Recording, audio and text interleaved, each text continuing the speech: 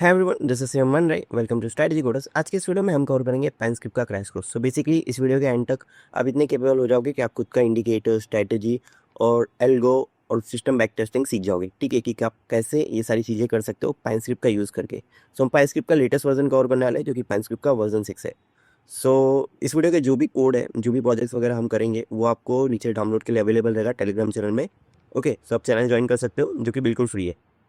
तो first of all हम समझते हैं पाइन स्क्रिप्ट क्या होता है। तो बेसिकली जो पाइन स्क्रिप्ट है ना, ये एक प्रोग्रामिंग लैंग्वेज है जो कि यूज़ होता है इंडिकेटर, स्ट्रैटेजी और बैक टेस्ट वगैरह, और आपको अगर स्कीनर वगैरह बनाना है और पाइन स्क्रिप्ट में रिलेटेड आपको जो भी ट्रेडिंग में कुछ भी प्रोजेक्ट वगैरह बनाना है, तो उसमें आप पाइन स्क्रिप्ट यूज़ कर सकते हो। पाइन स्क्रिप्ट यूज़ होता है। सो बेसिकली आप देखिए यहाँ पे जैसे इंडिकेटर्स है, मैं अगर यहाँ पे जाऊँ और यहाँ पे जितने भी आपको इंडिकेटर्स दिख रहे हैं ना, ये सब पाइन स्क्रिप्ट में कोडेड है। कमोडिटी में जितने भी इंडिकेटर्स है सब पाइन स्क्रिप्ट में कोडेड है। अगर आप यहाँ पे डॉक्यूमेंटेशन पे क्लिक करोगे, देन यहाँ पे सोर्स कोड पे जाओगे तो ये आपको कोड दिख जाएगा। तो ये पाइन स्क्रिप्ट है, ठीक है। और इससे आप ऐसे इंडिकेटर्स वगैरह बना सकते हो। आप इसको पब्लिश भी कर सकते हो। सो फर्स्ट ऑफ ऑल हम समझते हैं कि किस तरीके से रहता है। तो यहाँ पे आपको पाइन एडिटर करके दिखेगा, आपको इसके ऊपर दबाना है जो लास्ट में दिखता है, ठीक है। अभी जैसे कि यहाँ पर देखिए एंड में कॉर्नर में आपको पाइन एडिटर रहेगा, इस पर आप क्लिक करना, फिर यहाँ पे दिख जाएगा आपको ये। और यहाँ पर आप कोड लिखना चालू करते हो। तो बेसिकली कोड में दो चीज़ होती है। पहला एक ये है, ये जो है ये है आपके कमेंट्स। सो बेसिकली ये कोड में कुछ इम्पैक्ट नहीं करते। तो ये कमेंट्स है, आप जो भी वैल्यूज़ जो भी चीज़ें जो भी आप स्टफ़ या फिर जो भी नोट्स वगैरह आप लिखते हो, 2 स्लैश के बाद में वो बन जाता है कमेंट्स, ग्रे कलर का, ठीक है।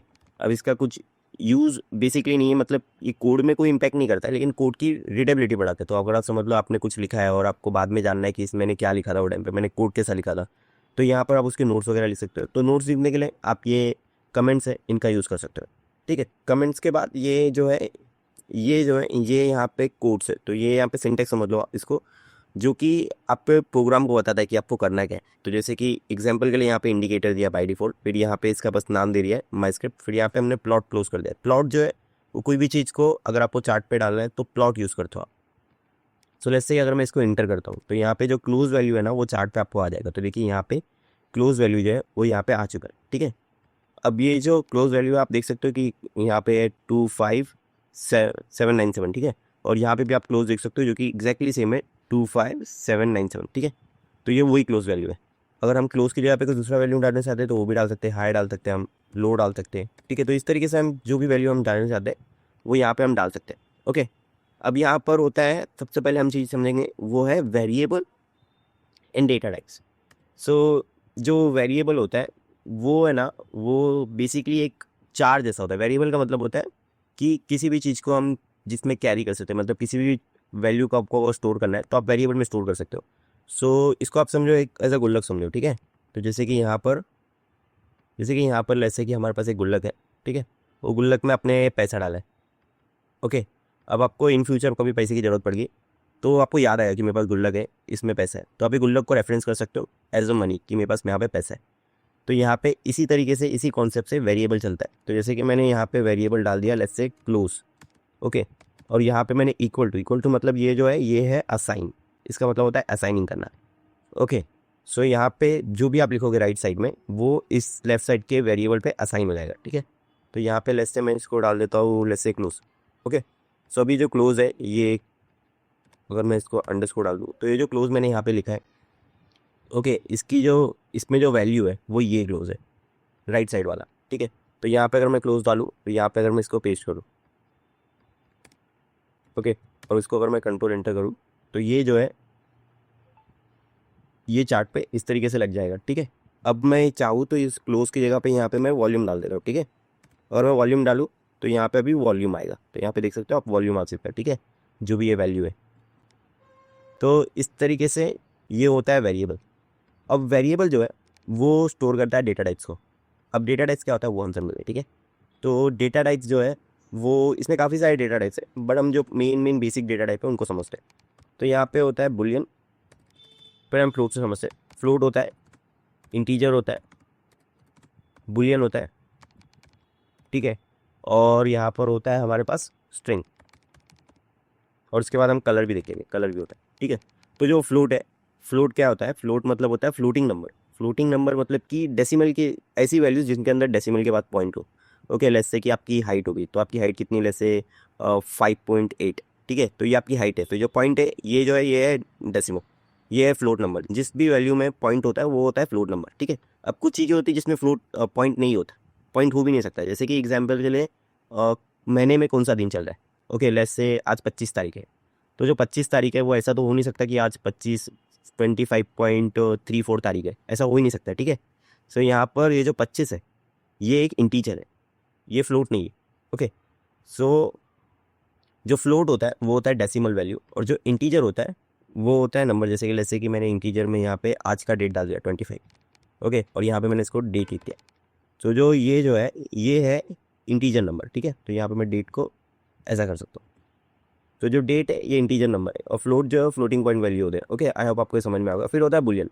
अब बुलियन क्या होता है वो हम समझते हैं, ठीक है। तो यहाँ पर अगर मैंने यहाँ पे ना लेस से ओवरले, ओवरले का मतलब होता है कि ये चार्ट के ऊपर प्रिंट होगा। तो ये भी चीज़ हम इसको भी बाद में अच्छे से कवर करेंगे जब हम फंक्शंस पे जाएंगे, ठीक है।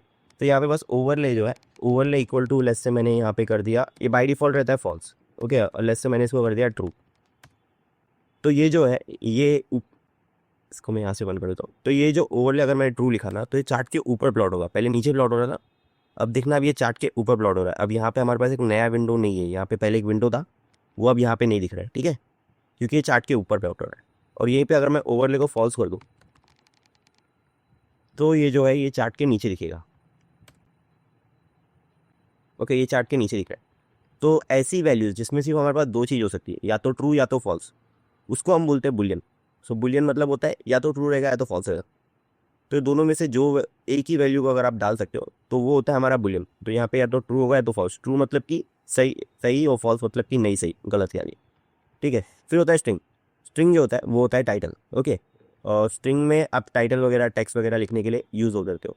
तो स्ट्रिंग का मतलब होता है कोई भी कुछ भी अगर आपने लिखा है डबल इन्वर्टेड कॉमा के अंदर या फिर सिंगल इन्वर्टेड कॉमा के अंदर, ठीक है, तो ये जो है ये स्ट्रिंग है। अगर आपने सिंगल या डबल इन्वर्टेड कॉमा के अंदर रखा है तो ये स्ट्रिंग है, ओके। फॉर एग्जाम्पल जैसे कि अभी हम यहाँ पर है ना इसको प्लॉट कर रहे हैं।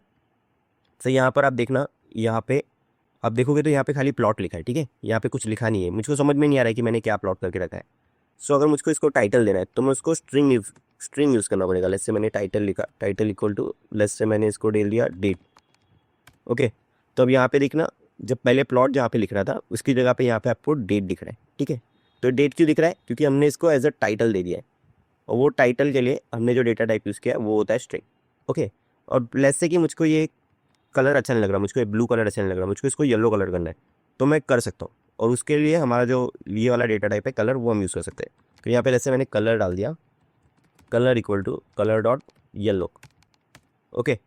तो यहाँ पर इसका जो कलर है वो हो गया येलो। तो इस तरीके से आप यूज़ कर सकते हो। कलर जो डेटा टाइप है उसको अगर आपको यूज़ करना है तो आपको यहाँ पे कलर डॉट डालना है, उसके बाद आपको जितने भी ऑप्शन है कलर के वो सब मिल जाएंगे, ठीक है, ओके। सो आई होप आपको समझ में आ गया। तो हम इसको वापस से समराइज कर लेते हैं। फ्लोट मतलब फ्लोटिंग नंबर। फ्लोटिंग नंबर कोई भी कैलकुलेशंस हो सकती है, ईएमआई की वैल्यू हो गई, आरएसआई की वैल्यू हो गई, ये सब जो है फ्लोटिंग नंबर है। इंट, इंट मतलब होता है जैसे कि ईएमआई की लेंथ हो गई, ओके, डेट, आज का डेट का वो क्या है वो हो गया, ठीक है। तो ये सब जो होता है ये इंटीजर में आता है, लेंथ। फिर उसके बाद आता है बुलियन। बुलियन मतलब ट्रू या फॉल्स, दोनों में से एक चीज़ रहेगा। ये चेक्स के लिए ज़्यादातर यूज़ होता है। फिर आता है स्ट्रिंग। स्ट्रिंग का मतलब होता है जो भी डबल इन्वर्टेड या सिंगल इन्वर्टेड कॉमा के अंदर होता है वो होता है स्ट्रिंग, ठीक है। फिर आता है कलर। कलर जो भी colour dot yellow, colour dot blue, आप जो भी करना चाहते हो वो आप कर सकते हो। तो कलर जो है वो बेसिकली जितने भी आपके प्लॉट्स होते हैं उनको कलर करने के लिए यूज़ होता है, ओके। अब यहाँ पर जो वेरिएबल्स हैं, वेरिएबल में आपको कुछ चीज़ याद रखनी कि वेरिएबल जो है वो केस सेंसिटिव होते हैं, ओके। यहाँ पे ये पूरा केस सेंसिटिव है। केस सेंसिटिव मतलब क्या होता है कि ये डेट, ओके, और ये डेट, ये दोनों अलग है। मतलब ये वाला जो डेट है और ये वाला जो डेट है दोनों अलग चीज़ है। अगर जैसे कि मैं यहाँ पे ना इस वाले डेट को अगर मैं जैसे यहाँ पे पेस्ट करूँ, ठीक है, तो मुझको एरर आएगा। मुझको एरर क्यों आएगा? क्योंकि ये जो है ना ये केस सेंसिटिव है। यहाँ पे देखिए मैंने कैपिटल में लिखा है लेकिन ऊपर मैंने स्मॉल में लिखा था। तो अगर आप कोई भी इसमें से कोई भी वर्ड को अगर कैपिटल या स्मॉल में कर देते हो तो आपको एरर देखने मिलेगा, क्योंकि ये केस सेंसिटिव है, ओके। अब माई एसक्यूएल वगैरह आप यूज़ करते हो तो उसमें ऐसा नहीं होता है, ओके, लेकिन इसमें ऐसा होता है। सो यहाँ पे इसलिए ये केस सेंसिटिव लैंग्वेज है। तो यहाँ पर आपको ना ध्यान रखना है कि अपर केस रखा है या लोअर केस रखा है। अपर केस मतलब होता है कैपिटल लेटर्स और लोअर केस मतलब होता है स्मॉल लेटर्स, ठीक है। तो यहाँ पे जैसा आपने एग्जैक्टली लिखा है ना वैसा ही आपको पेस्ट करना है जब भी आप इसको रेफरेंस कर रहे हो तो, ठीक है। और ये होता है वेरिएबल, ओके। और जब आप इसको यूज़ करोगे इसको बोलते हैं वेरिएबल रेफरेंसिंग, ठीक है। तो यहाँ पे अपने डेट लिखा है तो ये पीछे जाएगा और यहाँ पे चेक करेगा कि डेट के टाइम पे क्या वैल्यू रखी थी, ओके। ये इस तरीके से होता है। अब यहाँ पर वेरिएबल लिखने टाइम पे आप नंबर से स्टार्ट नहीं कर सकते हो, आप ऐसा नहीं लिख सकते हो, ये रॉन्ग है, ये आपको एरर देगा, ठीक है। ये आप लिख नहीं सकते हो। आप कोई भी स्पेशल कैरेक्टर्स यूज़ के अंदर यूज़ नहीं कर सकते हो, ठीक है। स्पेशल कैरेक्टर मतलब जैसे कि स्टार हो गया, परसेंटेज हो गया, हैश हो गया, ठीक है, स्लैश हो गया, ये सब कुछ आप वेरिएबल के अंदर यूज़ नहीं कर सकते हो। तो आपको वेरिएबल में नंबर्स आप यूज़ कर सकते हो, लेकिन नंबर आप शुरुआत में यूज़ नहीं कर सकते हो, आप बाद में यूज़ कर सकते हो। आप ऐसा यूज़ कर सकते हो डेट 6 या फिर डेट 6 या फिर डेट्स 7, ऐसा आप यूज़ कर सकते हो। आप अंडरस्कोर यूज़ कर सकते हो, अंडरस्कोर अलाउड है, ओके। बट आप स्पेसेस यूज़ नहीं कर सकते हो और कोई भी दूसरा स्पेशल कैरेक्टर यूज़ नहीं कर सकते हो। तो ये होता है नेमिंग कन्वेक्शन किसका, वेरिएबल का। सो अब आपको वेरिएबल एंड डेटा टाइप समझ में आ गया होगा, क्योंकि इसके बेस पे ही हम आगे की चीज़ें समझेंगे, ठीक है। सो जो वेरिएबल्स होते हैं, वेरिएबल्स में भी 2 टाइप होते हैं, ओके।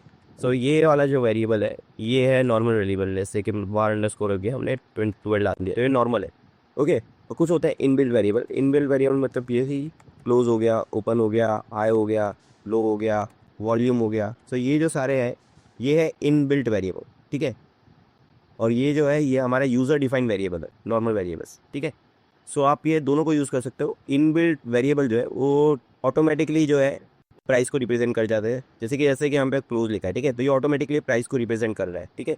अगर यहाँ पे जैसे मैंने ट्रू लिखा है तो ये जो है ये बुलियन वेरिएबल है, ये ऑटोमेटिकली रिसेट कर रहा है ट्रू को। तो इस तरीके से ये जो है ये ऑटोमेटिकली यहाँ पे जो भी वैल्यू है उसको पॉइंट आउट कर देते हैं, ओके। और यहाँ पे ये जो है ये हमारे कस्टम यूज़र डिफाइंड वेरिएबल है और ये इस वैल्यू को पॉइंट आउट कर रहे हैं। अब हम समझते हैं इनपुट। सो इनपुट क्या होता है वो समझते हैं। इनपुट जो होता है ना बेसिकली, जैसे मैंने कोई इंडिकेटर यहाँ पे लगा दिया, जैसे बॉलिंग वैल्यू, ठीक है। तो यहाँ पर आप जब इसकी सेटिंग ओपन करोगे तो ये जितनी भी चीज़ें आपको दिख रही है इसको बोलते हैं इनपुट्स। सो यहाँ पर हमको कोड में जाके चेंजेस नहीं करने पड़ रहे, हम यहीं से चेंजेस कर सकते हैं। सो ये जो होता है ये पॉसिबल होता है इनपुट्स की वजह से। सो अब हम इनपुट्स कवर करने वाले। सो बेसिकली हम सारे इनपुट्स नहीं कवर करेंगे, बट हम कुछ मेन इंपॉर्टेंट इनपुट जो है वो कवर करने वाले हैं। तो जैसे कि मैंने यहाँ पर जैसे मैं एक सिंपल इंडिकेटर बना देता हूँ, उसके बेसिस पे हम ये करने वाले हैं। सो हम एक RSI बनाएंगे, ठीक है।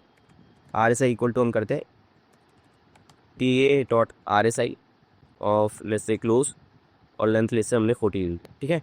तो सबसे पहले हम जो ये RSI है इसको प्लॉट कर देंगे, ठीक है। तो ये RSI लिया, प्लॉट में डाल दिया मैंने। यहाँ पे अगर मैं इसको इंटर मारूंगा तो नीचे आपको RSI मिल जाएगा, ठीक है। अब यहाँ पर अब लेट्स से कि मुझको है ना इसकी लेंथ को बार बार चेंज करना पड़ रहा है। अगर मुझको इसको चेंज करना है तो लेट्स से मुझे 20 करना है, तो मुझको अंदर जाके बार बार इसको चेंज करना पड़ रहा है और मैं इसको बाहर से ही चेंज करना चाहता हूँ। तो मैं एक यहाँ पे इंट इनपुट बना सकता हूँ। तो लेट्स से मैंने यहाँ पे एक इनपुट बना दिया जिसका नाम मैंने रख दिया RSI लेंथ इक्वल टू, यहाँ पे मैंने कर दिया इनपुट डॉट इंट, ओके। सो आपको ये जो आपको ब्लू कलर में दिख रहा है ना, ये फंक्शन है, ये एक इनपुट फंक्शन है, ये एक इंडिकेटर फंक्शन है, ये एक प्लॉट फंक्शन है, ये एक RSI फंक्शन है। तो इसको बोलते हैं फंक्शन, ठीक है। यहाँ पर ये आपको जो 2 ब्रैकेट दिख रहे हैं ना, मतलब जिस भी चीज़ के आगे ऐसा 2 ब्रैकेट आपको दिखेगा ना, उस 2 ब्रैकेट का मतलब होता है कॉलिंग, ठीक है। सो इसको बोलते हैं फंक्शन। सो ये फंक्शन जो है ना इसके अंदर है ना वैल्यूज़ होती है, जैसे कि यहाँ पे हमने डाल दिया। तो ये फंक्शन जो है इसके अंदर ये जो जितनी भी आपको वैल्यूज़ दिख रही है ना इसको बोलते हैं पैरामीटर। तो ये जो है इसको डिफ़ॉल्ट, इसका मतलब ये है पैरामीटर। और इसके अंदर जो भी मैं वैल्यू पास करूँगा उसको बोलेंगे आर्ग्यूमेंट, ठीक है। तो जैसे कि यहाँ पे मैंने डिफ़ॉल्ट की जगह पे यहाँ पे मैंने पास कर दिया, जैसे डिफ़ॉल्ट इक्वल टू मैंने कर दिया डिफ़ॉल्ट वैल्यू, इससे मैंने इसको पास कर दिया 40, ठीक है। फिर यहाँ पर इसके बाद टाइटल है, टाइटल इक्वल टू जैसे मैंने कर दिया यहाँ पे RSI length equal to, okay. अब यहाँ पे मैं RSI लेंथ जो है इसको मैं यहाँ पे रख देता हूँ, वेरिएबल रेफरेंसिंग कर देता हूँ, ठीक है। अब उसके बाद मैं कंट्रोल इंटर करता हूँ। तो यहाँ पे 14 पीरियड का जो RSI वो यहाँ पे प्लॉट हो गया। अब मैं चाहूँ तो इसको चेंज कर सकता हूँ। अब देखिए यहाँ पे ये इनपुट यहाँ पे आपको दिख रहा है। अब इसको मैं लेट्स से 100 कर दिया तो ये स्मूथ हो जाएगा। तो यहाँ पे आपको ये वाला RSI कुछ इस तरीके से अभी दिख रहा है, ये 100 पीरियड का RSI है, ओके। अब यहाँ से मैं इसकी लेंथ जो है वो चेंज कर सकता हूँ। अब यहाँ पे नोट करना, मैं यहाँ पे पॉइंट वैल्यू नहीं डाल सकता हूँ या फिर यहाँ पे मैं कोई वर्ड नहीं लिख सकता हूँ। अगर मैं कोशिश भी करूँगा तो भी नहीं लिख सकता हूँ, ठीक है, क्योंकि ये एक इंटीजर इनपुट है। तो यहाँ पे सिर्फ मैं नंबर ही डाल सकता हूँ, इंटीजर ही, होल नंबर ही डाल सकता हूँ मैं यहाँ पे, ठीक है। यहाँ पे जैसे मैंने 23 डाल दिया तो 23 पीरियड का RSI हो गया, ओके। अब यहाँ पर लेट्स से मुझको इसको ग्रुप में रखना है, मुझको ना इसको ऐसा अकेला नहीं रखना है, मुझको इसको RSI सेटिंग्स के अंदर रखना है, ग्रुप में रखना है। तो यहाँ पे मैं ग्रुप कर सकता हूँ, ये जो ग्रुप पैरामीटर है यहाँ पर मैं लिख सकता हूँ RSI, ओके, सेटिंग्स। ऐसा अगर मैंने लिख दिया तो यहाँ पर देखना ये RSI सेटिंग्स के अंदर आ जाएगा। तो ये जो इनपुट है ये अभी देखिए RSI सेटिंग्स के अंदर आ चुका है, ठीक है। बाय द वे ये सब आपको रट्टा मारने की ज़रूरत नहीं है, आप जैसे जैसे प्रैक्टिस करोगे वैसे वैसे आपको समझ में आ जाएगा। इसका जो सोर्स कोड है वो भी मैं आपको नीचे टेलीग्राम चैनल पे दे दूंगा, ठीक है। और यहाँ पे अगर आपको कोई भी दिक्कत आती ना तो आप यहाँ पे कंट्रोल और क्लिक ऐसा करोगे ना, उस पर माउस रख के कंट्रोल क्लिक रखोगे ना तो आपको उसका डिस्क्रिप्शन मिल जाएगा कि उसे किस तरीके से यूज़ करते हैं। तो आपको कुछ भी रट्टा मारने की ज़रूरत नहीं है, जैसे जैसे आप प्रैक्टिस करोगे ना वैसे वैसे आप सब समझ जाओगे, ठीक है। और आप ये डॉक्यूमेंटेशन पढ़ सकते हो, और ये जितनी भी इसके अंदर फंक्शन है, जितने भी पॉसिबल वैल्यूज़ है ना, सबका यहाँ पर डॉक्यूमेंटेशन है, ओके। और वो डॉक्यूमेंटेशन आपको कैसे मिलेगा, कंट्रोल इंटर, ऐसा कंट्रोल और क्लिक, सॉल्व, ये हो गया। अब यहाँ पर लेट्स से मैंने यहाँ पे ये डाल दिया, ओके। अब लेट्स से कि मुझको कुछ फ्लोट नंबर डालना है, लेट्स से कि मुझको RSI को मल्टीप्लाई करना है, ठीक है। लेट्स से मुझको कुछ परसेंटेज वैल्यू चाहिए RSI का, ओके, और उसको भी मुझको प्लॉट करना है, ठीक है। जैसे मैं करता हूँ RSI अपर करके मैं ऐसा लिखता हूँ, ठीक है, अपर करके मैं लिखता हूँ यहाँ पर, और यहाँ पे मैं डाल देता हूँ RSI, ओके, और इंटू RSI को प्लस कर देंगे अब, फिर यहाँ पे लिखेंगे RSI इंटू जैसे कि 0.01% ऑफ RSI, जैसे 0.05% ऑफ RSI, तो हमको एक अपर वैल्यू मिल जाएगा। और यहाँ पे मैं RSI प्लॉट यहाँ पे इसको भी कर देता हूँ, RSI अपर को, ठीक है। और इसको कलर में थोड़ा डिफरेंट ले लेता हूँ, कलर में इसको ले लेता हूँ कलर डॉट येलो, ठीक है। और अगर मैं कंट्रोल इंटर मारा तो यहाँ पे देखना एक RSI है, और उसके ऊपर है ना RSI का अपर वाला जो है ना 5% ऊपर वाला वैल्यू भी यहाँ पे प्लॉट हो चुका है, ठीक है। अब ये प्लस से मुझको 5% को चेंज करना है किसी दूसरे से, तो मैं यहाँ पे इसको इधर फ्लोट रख सकता हूँ। तो लेट्स से मैं करता हूँ RSI फैक्टर इक्वल टू, मैं कर देता हूँ यहाँ पे input dot float, input dot float. और इसमें यहाँ पे डिफॉल्ट वैल्यू लास्ट टाइम मैंने यहाँ पे पैरामीटर का नाम लिखा था, उसके बाद मैंने आर्ग्यूमेंट लिखा था, ठीक है। मैं चाहूँ तो डायरेक्ट आर्ग्यूमेंट भी लिख सकता हूँ, डायरेक्टली वैल्यू लिखना भी चालू कर सकता हूँ, ठीक है। लेकिन आपको सीक्वेंस में डालना है, अगर आप सीक्वेंस में फॉलो नहीं करोगे तो आप वो नहीं कर सकते। तो यहाँ पे लेट्स से मैं इसको कर देता हूँ, और लेट्स से मैं 0.05 कर देता हूँ, और यहाँ पे मैं लिख देता हूँ RSI फैक्टर, ओके। फिर यहाँ पे ग्रुप में मैं सेम इसको डाल देता हूँ RSI सेटिंग्स, ओके। अभी ये जो है ये भी सेम ग्रुप में आ जाएगा RSI सेटिंग्स के साथ में, ओके। और यहाँ पे देखिए RSI सेटिंग का फैक्टर आ चुका है, लेकिन मैंने इसको यूज़ नहीं किया, मुझको इसको यूज़ भी करना पड़ेगा, तो मैं RSI फैक्टर को यहाँ पे यूज़ कर दूँगा, ओके। अब यहाँ पर लेट्स से कि मैं इसको चेंज कर देता हूँ, लेट्स से कि मुझको इसको करना है 0.1 या फिर 0.2 कर लेते हैं हम, ठीक है। तो यहाँ पे अब ये 20% ऊपर हो जाएगा, तो यहाँ पे देखिए अब ये 20% का बैंड बन गया, ओके। सो इस तरीके से आप ये कर सकते हो। अब अगर क्या हो कि मुझको ये दोनों को साथ में रख रहा हूँ, अब ये ऊपर नीचे मुझको चाहिए कि आजू बाजू हो, तो वो भी मैं कर सकता हूँ। वो करने के लिए मुझको बस यहाँ पे इन लाइन यूज़ करना पड़ेगा। तो यहाँ पे आप एक पैरामीटर होता है इन लाइन करके, inline equal to less से मैंने यहाँ पे कर दिया 1, तो मुझको सेम जो है इसको भी यहाँ पे सेम रेफरेंस देना पड़ेगा, इन लाइन इक्वल टू 1। और इसके बाद क्या होगा, इसके बाद है ना ये जो दोनों है दोनों एक ही लाइन में आ जाएंगे। देखिए RSI लेंथ हो गया, RSI फैक्टर हो गया, तो यहाँ पर ये एक ही लाइन में आ चुके हैं। और मैं चाहूँ तो इसको और पीटीआर बनाने के लिए यहाँ पे जो RSI फैक्टर है इसमें से RSI हटा देता हूँ, और यहाँ पर मैं कुछ इस तरीके का करता हूँ, ठीक है। अब यहाँ पर आप देखना ये कुछ इस तरीके से दिखेगा, RSI ये लेंथ है, फैक्टर है, तो यहाँ पर ये इस तरीके से आप इनलाइन वगैरह को यूज़ कर सकते हो। अब यहाँ पर इनपुट डॉट फ्लोट हो गया। अब यहाँ पर अगर आपको कोई स्ट्रिंग लिखनी है, आपको कोई मैसेज वगैरह याद करना है, तो आप इनपुट डॉट स्ट्रिंग कर सकते हो। जैसे मैंने RSI लिखा, और जैसे मैंने क्या लिखा, अलर्ट स्ट्रिंग इक्वल टू मैंने कर दिया, फिर यहाँ पे मैंने इनपुट डॉट स्ट्रिंग कर दिया, ठीक है। फिर यहाँ पे हमने लेट्स से कि बाय नाउ ऐसा करके हमने यहाँ पे लिख दिया, ठीक है। और यहाँ पे हमने टाइटल में डाल दिया और अलर्ट टेक्स्ट इक्वल टू, तो यहाँ पे ये इस तरीके से बन जाएगा अलर्ट टेक्स्ट, ठीक है। यहाँ पे आपको ना बाय नाउ करके लिख के आ गया। व्हाट इफ, अब यहाँ पे मैं कुछ भी डाल सकता हूँ, ठीक है, कोई भी वैल्यू डाल सकता हूँ। व्हाट इफ कि मुझको है ना ऐसा रखना है कि या तो बाय नाउ या तो सेल नाउ, ये दो चीज़ ही आनी चाहिए। तो उसके लिए हमारे पास एक पैरामीटर होता है ऑप्शन करके।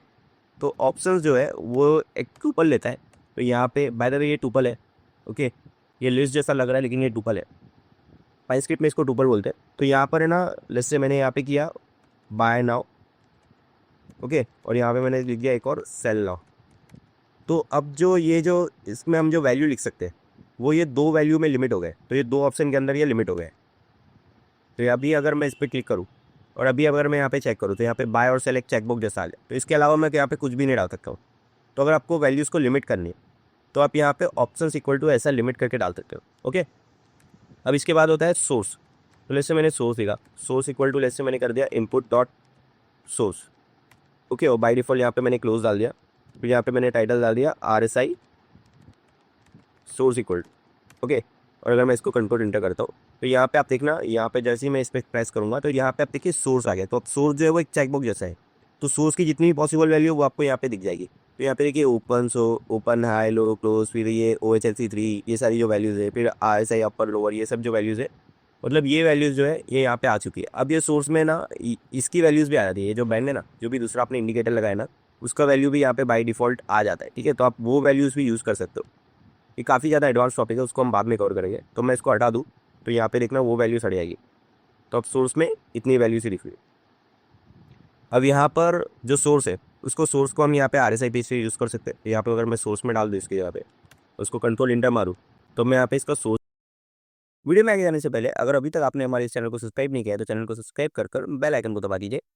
इस वीडियो का जो सोर्स कोड है वो आपको हमारे फ्री टेलीग्राम चैनल पर मिल जाएगा। उसके लिए बस आपको मोर पे दबाना है, देन यहाँ पर आपको टेलीग्राम चैनल की लिंक मिल जाएगी। इसमें आप ज्वाइन कीजिए और आपको सारे कोड अवेलेबल रहेंगे वहाँ पर, उस भी कंट्रोल कर सकता हूँ अभी, ओके। सो अभी अगर मैं इसको जो सोर्स है, सोर्स को अगर मैं ओपन करता हूँ, ठीक है, या फिर मैं इसको लो कर देता हूँ तो यहाँ पर देखना जो RSI की वैल्यू है वो चेंज हो जाएगी, ठीक है। सो इस तरीके से मैं ये सोर्स के बेसिस पे जो RSI की वैल्यू है वो मैं चेंज कर सकता हूँ। सेम हम EMA के साथ कर सकते हैं, मैगडी के साथ कर सकते हैं और दूसरे कोई भी इंडिकेटर के साथ कर सकते हैं। तो ये होता है इनपुट डॉट सोर्स। सो इनपुट डॉट सोर्स जो है वो आपको अलाउ करता है कि आप एक सोर्स एज ए इनपुट ले सकते हो, ठीक है। अब यहाँ पर अगर आप कुछ और डालने की कोशिश करोगे, जैसे आपने 12 डाल दिया तो ये आपको एरर देगा क्योंकि ये प्रॉपर सोर्स है नहीं। तो यहाँ पर आपको क्लोज ही डालना है, ओके, क्लोज, ओपन, हाई, लो, ऐसे ही आपको कुछ डालना है जो कि एक प्रॉपर सोर्स हो।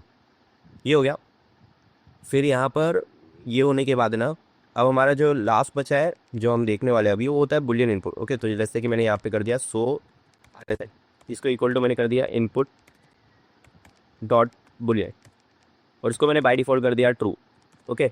और इससे मैंने यहाँ पे इसको लिख दिया RSI इस तरीके से, ठीक है। अब यहाँ पर फिर मैंने यहाँ पे इसका इस तरीके से कंट्रोल इंटर दबा दिया तो यहाँ पे देखिए एक RSI करके ये चेक बॉक्स बन गया है। अब इस चेक को हमने यूज़ में नहीं लिया है तो यहाँ पे अभी ये फिलहाल के लिए कुछ नहीं करेगा, लेकिन जैसे ही मैं इसको यूज़ में लेता हूँ, जैसे कि मैंने यहाँ पे जो RSI है, ठीक है, इसकी जगह पे मैंने इसको यूज़ कर दिया। यहाँ पे ये जो है अगर आपको अभी नहीं समझ में आ रहा है अब इसमें टेंडर मत कीजिए, ये टर्नरी ऑपरेटर है, इसको हम आगे कवर करेंगे, ठीक है। तो अभी फिलहाल के लिए बस आप ये देखिए कि चेक किस तरीके से काम करता है, ओके। अब अगर मैं यहाँ पे कंट्रोल इंटर मारूँ और यहाँ पर इसके बाद देखिए यहाँ पे ये चेक है, इसको अगर मैं क्लिक करूँ तो यहाँ पे देखिए जैसे ये उसको मैंने अनटिक किया, यहाँ पे RSI गायब हो गया, ओके। और जैसे मैंने इसको टिक किया तो ये RSI आ गया है। तो आपको इंडिकेटर को ऑन एंड ऑफ करना है तो उसके लिए आप एक बुलियन जो पैरामीटर है वो यूज़ कर सकते हो, ठीक है। ये इसका और भी यूज़ केसेस है, जैसे कि आपको खाली लॉन्ग ट्रेड लेनी है, शॉर्ट ट्रेड लेनी है तो उसमें आप यूज़ कर सकते हो। कोई इंडिकेटर शो करना है नहीं करना है उसमें आप यूज़ कर सकते हो। टेबल टेबल या कोई वैल्यू शो करनी है नहीं करनी है उसमें यूज़ कर सकते हो। अलर्ट लगाना है नहीं लगाना है उसमें यूज़ कर सकते हो। इसके इम्प्लीकेशन जो है वो काफ़ी जगहों पर है, ठीक है, इसके एप्लीकेशंस। अब यहाँ पर बेसिकली यहाँ पे हम क्या कर रहे हैं, यहाँ पे RSI, अगर RSI जो चेक है ये ट्रू है तो हम RSI प्लॉट करेंगे, नहीं तो कुछ नहीं करेंगे। और बाय द वे ये होता है NA, हाँ, ये आप समझ के रखना, ये NA है। NA मतलब कि कुछ नहीं, ओके, नन। दूसरी कोडिंग लैंग्वेज में नन होता है, ओके, किसमें ये NaN होता है तो इसका मतलब होता है कुछ नहीं। इसका मतलब होता है कि कुछ मत करो, NA मतलब कि कुछ मत करो, ऐसा ही है, ओके। सो अगर मैंने प्लॉट NA किया, ठीक है, तो इसका मतलब ये है कि कुछ मत करो। अब इसका कोई सेंस नहीं बनता कि अगर ये बिखरे क्यों अगर कुछ नहीं करना है तो, लेकिन जब आप इसको चेक के साथ यूज़ करोगे तो ये सेंस बनाना चालू होता है कि अगर मैं कोई चीज़ चेक कर रहा हूँ, ओके, और वो चीज़ अगर ट्रू नहीं है तो कुछ मत करो, तो हम यहाँ पे NA लिखते हैं, ऐसा होता है, ओके। सो आई होप आपको ये समझ में आया होगा। तो अब हम कवर करते हैं प्लॉट फंक्शन। सो प्लॉट फंक्शन को हम जल्दी से देख लेते हैं। तो इससे क्या होगा, इससे आपका जो प्लॉट फंक्शन है ना वो क्लियर हो जाएगा और हम आगे इसको बहुत यूज़ करने वाले हैं। तो प्लॉट जो है इसको आप कंट्रोल और इसके दबाओगे तो आपको यहाँ पे दिख जाएगा, ठीक है। ये प्लॉट है और ये इसके अंदर की वैल्यूज़ है, ये इसके अंदर के पैरामीटर्स है, ठीक है। अब हर एक पैरामीटर में क्या क्या चीज़ें लगती है वो सब चीज़ें देख सकते हो। तो यहाँ पर अभी हमने यहाँ पे प्लॉट लिखा है और यहाँ पे जैसे मैंने RSI प्लॉट किया है, ठीक है। तो यहाँ पर ये जो है ये सीरीज़ वैल्यू है, मतलब कि आपको कौन सी वैल्यू को प्लॉट करना है, कौन सा इंडिकेटर कैलकुलेशन वगैरह है जो आपको प्लॉट करना है, तो वो आप पहले में डालते हो, ठीक है। फिर उसके बाद यहाँ पे आता है टाइटल। टाइटल में अब यहाँ पे जैसे कि मैंने RSI लिखा, ठीक है। तो जो टाइटल है वो यहाँ पर जब आप इसके सेटिंग में जाओगे और स्टाइल में जाओगे तो यहाँ पे आपको RSI दिख रहा है, तो ये टाइटल आपको यहाँ पे शो होगा। तो ये यूज़फुल होता है कभी समझ लो आपने बहुत सारे प्लॉट लगाए और आपको उनका कलर वगैरह चेंज करना है यहाँ से, तो आप स्टाइल में जाके कर सकते हो। तो आपको नाम देना पड़ता है, तो उसके लिए टाइटल यूज़ होता है। देन उसके बाद जो हमारा है वो कलर है। कलर लेट्स से कि मैंने इसको कलर चेंज कर सकता हूँ। लेट्स से मैंने कलर डाल दिया, कलर डॉट, और लेट्स से मैंने इसको डाल दिया, ये भी ये पर्पल है, लेट्स से मैंने इसको येलो कर दिया, ठीक है। ये येलो कलर में आ गया, ओके। कलर के बाद आता है हमारा लाइन विथ। लाइन विथ क्या होता है कि इसको आपको मोटा करना है, ठीक है। तो आप मोटा कर सकते हो, लेट्स से मैंने 3 डाल दिया, तो अब देखना ये मोटा साइजिंग हो गया, ठीक है। लेट्स से 1 कर दिया, तो यहाँ पे ये नॉर्मल हो गया। बाय डिफ़ॉल्ट ये 1 रहता है, ठीक है। फिर उसके बाद यहाँ पर आता है स्टाइल। अब स्टाइल जो है उसमें आपको इतने सारे ऑप्शन दिखते हैं, ये जितने भी आपको दिख रहे हैं ना यहाँ पे, ये देखिए ये सारे चीज़, ये सारे ना ऑप्शन है कि आप इनमें से कोई भी एक वैल्यू को डाल सकते हो, ठीक है। तो अब यहाँ पे अगर मैं बाय डिफ़ॉल्ट ये लाइन होता है, तो यहाँ पे लेट्स से मैंने यहाँ पे डाल दिया style dot let's say diamond, मुझको अच्छा लग रहा है, ठीक है। तो मैं यहीं से कॉपी कर सकता हूँ, यहीं से मैं इसको ऐसा कॉपी कर सकता हूँ और यहाँ पे मैं लिख सकता हूँ और इसको इंटर कर सकता हूँ। और मैं अगेन आपको बोल रहा हूँ कि आपको ये सब रट्टा मारने की ज़रूरत है नहीं, आप बस समझो कि क्या क्या पॉसिबल है। और जब आप ये कोड करोगे ना तो आप यहाँ पे कंट्रोल इंटर कर, कंट्रोल और क्लिक करके इसकी डॉक्यूमेंटेशन से ये चीज़ें उठा सकते हो, ठीक है। और आप जैसे जैसे प्रैक्टिस करोगे आप खुद समझ जाओगे, आपको रट्टा मारने की ज़रूरत नहीं है। फिर यहाँ पे ये हो गया। फिर यहाँ पे जो इसका ऑफसेट है, ऑफसेट मतलब आगे रखना है पीछे रखना है, वैसा जैसे कि मैंने ऑफसेट लिखा, ठीक है। जैसे मैंने ऑफसेट लग दिया 10, तो यहाँ पर जैसे ही मैंने ऑफसेट 10 रखा ना तो 10 कैंडल आगे जाएगा। देखिए जो करंट वैल्यू यहाँ पे होनी चाहिए वो 10 कैंडल आपको आगे मिल रही है। ऑफसेट बाय डिफॉल्ट 0 होता है, जैसे मैंने इसको -10 कर दिया तो 10 कैंडल पीछे मिलेगी, ठीक है। अब 10 कैंडल पीछे, तो ये कहाँ यूज़ होता है, इचिमोको क्लाउड और ऐसे इंडिकेटर्स जो होते हैं ना, एल जैसे एलिगेटर इंडिकेटर्स, ये सब जो है ना, विलियम एलिगेटर, ये सब में ऑफसेट यूज़ होता है, ठीक है। तो यहाँ पे हम इसको 0 कर दे रहे हैं वापस, ओके। फिर यहाँ पर ये एक इम्पॉर्टेंट है, यहाँ पे फोर्स ओवरले। फोर्स ओवरले जो है ना वो मैं आपको बताता हूँ क्या आता है। तो लेट्स से कि यहाँ पे मैंने फोर्स ओवरले ना उसको मैंने कर दिया है ट्रू। तो यहाँ पे ये जो RSI है ना ये ऊपर प्लॉट होगा चार्ट के, ओके। जैसे मैंने इंटर मारा तो ये चार्ट के ऊपर प्लॉट होगा, देखिए यहाँ पे प्लॉट हो रहा है RSI, ये विंडो में प्लॉट नहीं हो रहा है RSI, ये विंडो के अंदर प्लॉट नहीं हो रहा है बल्कि ऊपर प्लॉट हो रहा है। तो यहाँ पे ऐसा क्यों हो रहा है, क्योंकि मैंने force overlay equal to true कर दिया है, ओके। सो बाय डिफ़ॉल्ट ये फोर्स ओवरले क्या रहता है, फोर्स ओवरले बाय डिफ़ॉल्ट आपने जहाँ पे जो डाला है, यहाँ पे जो ओवरले डाला है ना, ओके, वो रहता है, ठीक है। और बाय द वे जो इंडिकेटर है, इंडिकेटर में काफ़ी इजी है, आपको ज़्यादा कुछ इसमें जानने की ज़रूरत है नहीं। यहाँ पे टाइटल है, तो जो भी आप यहाँ पे इसको नाम दोगे, लेट्स से मैंने यहाँ पे डाला RSI strategy, let's say RSI indicator डाला, ठीक है। तो यहाँ पे इसका नाम चेंज हो जाएगा, इसका नाम आ जाएगा RSI इंडिकेटर, जैसे यहाँ पे देखिए, ठीक है, ओके। और इसके बाद मैं इसको Ctrl+S करके मैं इसको सेव कर सकता हूँ, ठीक है। तो अगर मैं Ctrl+S दबाऊंगा तो ये सेव हो जाएगा। अब ये RSI इंडिकेटर के नाम से सेव हो गया। और अगर मैं इसको हटा दूँ, ओके, और यहाँ पे अगर मैं सर्च मारूँ अपने इंडिकेटर में RSI इंडिकेटर, तो यहाँ पे मुझको पर्सनल में ही मिल जाएगा। तो मैं इसको चार्ट पे लगाऊंगा तो ये आ जाएगा, ओके। और यहाँ पे मैं इसको इस तरीके से ओपन कर सकता हूँ। और ओवरले में अगर फॉल्स करूँ तो मतलब ये नीचे होगा, मतलब कि अभी ये फ़िलहाल के लिए कैसा है, यहाँ पे ऊपर साइड में लगा है ना, तो अब ये नीचे साइड में हो जाएगा अगर मैं ओवरले फॉल्स करूँ तो,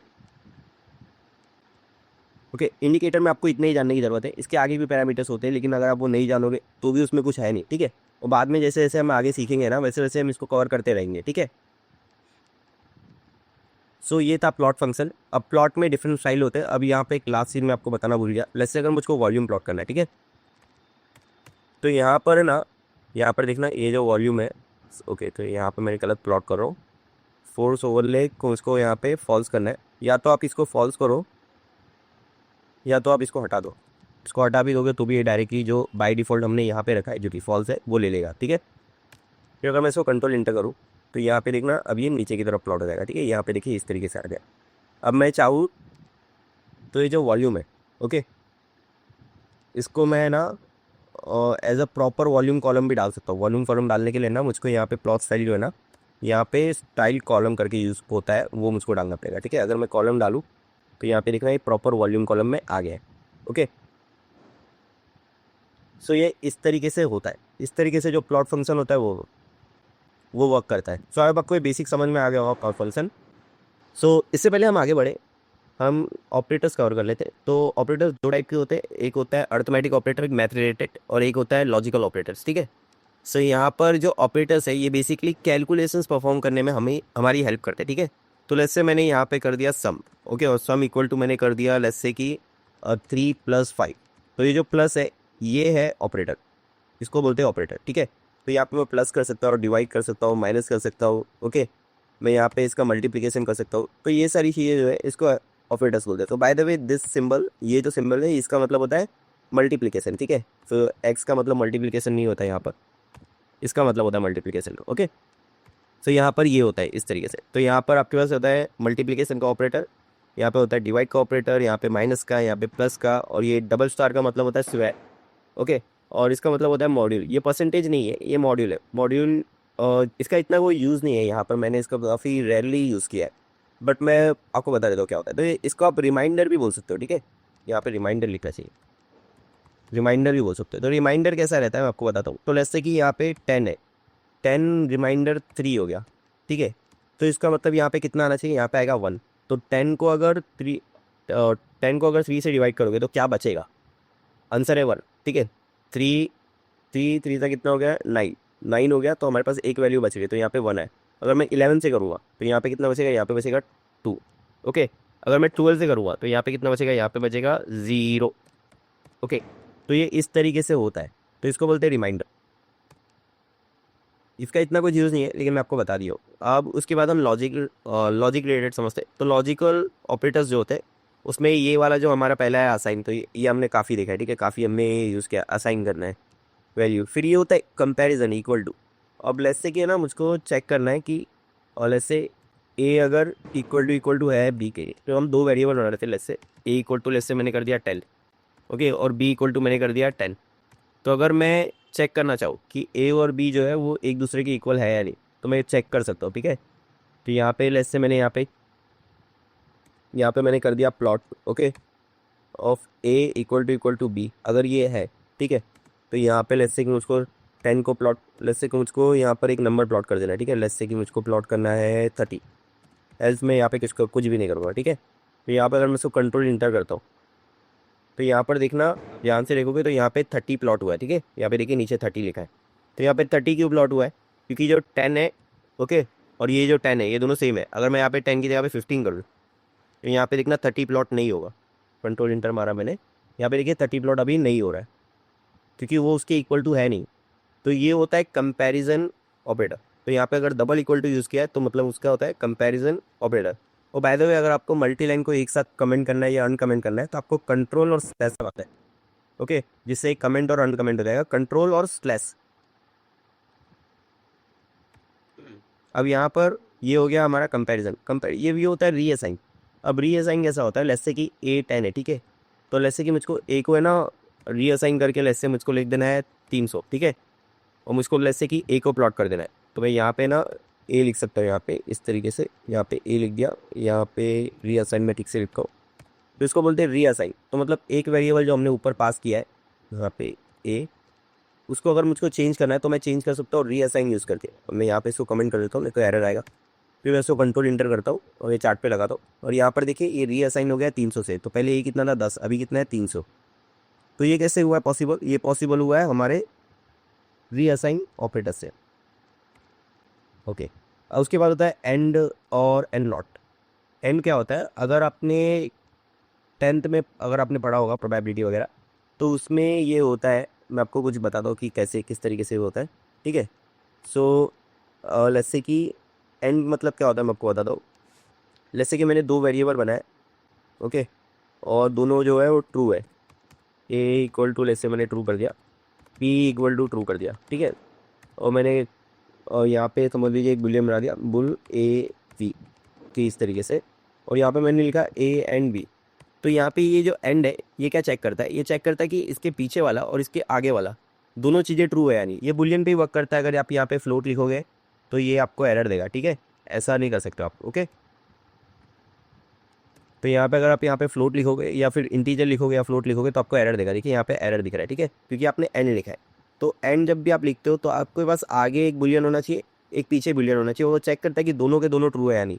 अब लेट्स से कि यहाँ पे मैंने दोनों ट्रू लिखा, ठीक है, और यहाँ पे अगर बुलियन ए भी है, यहाँ पे क्या प्लॉट करना चाहता हूँ मैं, लेट्स से प्लॉट करना चाहता हूँ 30 number, okay, else N A. फिर यहाँ पे अगर मैं कंट्रोल इंटर मारूँ तो यहाँ पर आप देखना, ठीक है, मैं इसको कमेंट करना भूल गया, उनको अभी मुझे बार बार कमेंट करना पड़ता है, ठीक है। अभी यहाँ पे इसको कमेंट कर दिया। अब यहाँ पे मैं कंट्रोल इंटर मारूँ तो यहाँ पे देखिए 30 प्लॉट हो रहा है। यहाँ पे अगर ध्यान से देखोगे तो 30 जो है तो यहाँ पे नीचे प्लॉट हो रहा है। ओके, अब वो इसीलिए हो रहा है क्योंकि जो ए एंड बी है दोनों को मैंने ट्रू रख दिया। अब मैं एक को फॉल्स कर लूँ, अगर मैं इसको फॉल्स कर लूँ तो यहाँ पे देखना 30 प्लॉट नहीं होगा। कंट्रोल इंटर दबाया ताकि अपडेट हो जाए, और अब यहाँ पे देखिए नहीं हुआ प्लॉट 30। ओके, अब ये होता है एंड। एंड में आगे वाला और पीछे वाला दोनों चीज़ें ट्रू होनी चाहिए, ठीक है। और इसके आगे समझ लो इसके बाद मैंने एक और लगा दिया तो सी, तो ये जो एंड है ये चेक करेगा कौन सा, आगे वाला पीछे वाला, तो दोनों ट्रू होने चाहिए, ठीक है। अब यहाँ पर होता है और करके, और जो होता है वो उसमें क्या होता है, उसमें ना दोनों में से एक वैल्यू चेंज, एक वैल्यू वो चेक करता है, ठीक है। अगर यहाँ पे मैंने और लिखा तो या तो चेक करेगा ए ट्रू है या तो बी ट्रू है। अगर समझ लो दोनों ट्रू है तो ये ट्रू रिटर्न करेगा। ओके, दोनों में से एक भी ट्रू है तो ट्रू रिटर्न करेगा, दोनों फॉल्स है तो फॉल्स रिटर्न करेगा। अब यहाँ पे जैसे कि मैंने एक को फॉल्स कर देता हूँ, ठीक है, तब भी देखना यहाँ पे 30 प्लॉट होगा, ठीक है, यहाँ पे 30 प्लॉट हो रहा है। ओके, अब यहाँ पर लेट्स से मैं दोनों को फॉल्स कर देता हूँ, ठीक है, तो यहाँ पे 30 प्लॉट नहीं होगा। तो यहाँ पर ये जो कंडीशन है ये हमारी ये पूरी तरीके से फॉल्स होगी। ओके, तो ये होता है और ऑपरेटर, ठीक है। और के बाद होता है यहाँ पे नॉट। नॉट जो होता है वो मैं आपको बताता हूँ कैसा रहता है। तो जो नॉट है ना, नॉट का मतलब होता है फॉल्स। ओके, इसको आप इस तरीके से लिख सकते हो, मतलब अगर समझ लो आपने लिखा है ए इक्वल टू फॉल्स, मतलब ए जो है वो ट्रू नहीं है, ए फॉल्स है। ओके, इसको आप इस तरीके से लिख सकते हो, आप ऐसा भी लिख सकते हो नॉट ए, दोनों चीज़ें एक ही है। तो ये जो ऑपरेटर है ना ये बेसिकली फॉल्स ऑपरेटर है, तो मतलब ये फॉल्स की जगह पे आप इसको यूज़ कर सकते हो। तो जब भी आप बुलियन वैल्यू वगैरह कंपेरिजन कर सकते हो तो यहाँ पे आप नॉट ऑपरेटर को यूज़ कर सकते हो, ठीक है। सो अब हम कुछ कंपैरिजन ऑपरेटर को कवर कर लेते हैं, ग्रेटर देन, स्मॉलर देन, ये वाले। ओके, तो सबसे पहले हमारे पास है ग्रेटर देन। तो बेसिकली जो ग्रेटर देन है वो क्या करता है, वो बेसिकली चेक करता है कि एक वैल्यू दूसरी वैल्यू से बड़ी है या नहीं। ओके, जैसे कि एग्जांपल ए एंड बी रखा है, A is greater than B, अगर ये है ओके तब ये ट्रू रिटर्न करेगा, नहीं तो फॉल्स रिटर्न करेगा। सो अगर ए 9 है और 9 जो है वो बी से बड़ा नहीं है, मतलब 10 से बड़ा नहीं है, तो ये फॉल्स रिटर्न करेगा। ओके, और अगर मैं ग्रेटर देन और इक्वल टू डालूँ तो अगर अब यहाँ पर क्या होगा, अगर लेट्स से कि यहाँ पे दोनों 9 है तो इस केस में ये ट्रू रिटर्न करेगा कि ये इक्वल टू या तो ग्रेटर है। ओके, और इस अगर लेट्स से कि मैं यहाँ पे ये हटा दूँ और सिर्फ ग्रेटर देन रहने दूँ तो ये फॉल्स रिटर्न करेगा, ठीक है। फिर सिमिलरली स्मॉलर देन है, स्मॉलर देन मतलब कि ए स्मॉलर देन बी, तो ये चेक करेगा कि ए बी से छोटा है या नहीं। तो अभी यहाँ पे दोनों इक्वल टू 9 है तो इसलिए यहाँ पे फॉल्स रिटर्न करेगा क्योंकि ए जो है वो बी से छोटा नहीं है, वो बी के बराबर है। और अगर मैं स्मॉलर देन और इक्वल टू डालूंगा तो बस चेक करेगा कि ए और बी के बीच में जो रिलेशन है, ओके, उसमें ए जो है वो बी के या तो इक्वल टू है या तो उससे छोटा है, तो इस केस में ट्रू रिटर्न करेगा, ठीक है। ये हो गया। अब यहाँ पर एक कॉमन चीज़ ये है, आपको ये बात ध्यान रखनी है कि ये जो है ये ग्रेटर देन इक्वल टू का साइन नहीं है। ओके, आपको ये इस तरीके से ही लिखना है, पहले ग्रेटर देन या स्मॉलर देन फिर उसके बाद इक्वल टू, इस तरीके से ये है। और उसके बाद देता है एक not equal to. So basically जो नॉट इक्वल टू होता है ना वो मैं आपको बताता हूँ क्या होता है। ओके, सो अगर लेट्स से कि मैंने डाला है ए नॉट इक्वल टू बी, सो इसका मतलब ये है कि ए जो है बी के बराबर नहीं होना चाहिए। सो लेट्स से कि अगर दोनों 9 है तो ये फॉल्स रिटर्न करेगा, और अगर ए इक्वल टू बी रखा है मैंने तो ये ट्रू रिटर्न करेगा। सो जो नॉट इक्वल टू बी है ना ये चेक करता है कि दो वैल्यू जो है वो बराबर नहीं होनी चाहिए, ठीक है, तब ये ट्रू रिटर्न करेगा, नहीं तो फॉल्स रिटर्न करेगा। सो ये इस तरीके से यूज़ होता है। ओके, फिर लास्ट में हमारे पास है टर्नरी ऑपरेटर। टर्नरी ऑपरेटर जैसे मैंने पहले भी एक्सप्लेन किया, तो टर्नरी ऑपरेटर क्या करता है, जैसे कि यहाँ पे ये समझ लो एक कंडीशन है, कंडीशन के बाद हम टर्नरी ऑपरेटर को यूज़ करते हैं, फिर उसके बाद हम दो चीज़ लिखते हैं, ठीक है। एक, अगर टर्नरी ऑपरेटर अगर ट्रू है तो ये वाली चीज़ जो है ये होगी, अगर फॉल्स है तो ये वाली चीज़ होगी। फॉर एग्जांपल लेट्स से मैंने यहाँ पे मैं लिख देता हूँ ट्रू, ठीक है, तो मैंने अभी ये ट्रू लिखा है तो बेसिकली ये 30 प्लॉट करेगा। ओके, यहाँ पर हमें इसको हम हटा देते हैं, इसको हमें नहीं चाहिए। ओके, सिर्फ यहाँ पर देखिए एरर आ रहा है, सॉरी इसको कमेंट करना भूल गया। अब यहाँ पर देखना कि ये जो है ये यहाँ पे 30 रिटर्न कर रहा है, ठीक है। क्यों? क्योंकि ये ट्रू था, यहाँ पे हमने ट्रू लिखा था, इसकी वजह से 30 रिटर्न कर रहा है। और अगर यहीं पे मैं ट्रू की जगह फॉल्स लिखूँ तो ये 50 रिटर्न करेगा। तो यहाँ पर देखना ये 50 रिटर्न कर रहा है अभी। ओके, सो ये होता है ternary operators. So I hope आपको ऑपरेटर सारे समझ में आ गए। आप एक और बार ये जो सेशन है इसको एक और बार देख लेना, तो आपको ये अच्छे से समझ में आ जाएगा। और इसकी आपको प्रैक्टिस करनी पड़ेगी, उसके बाद ही ये आपके माइंड में बैठेगी।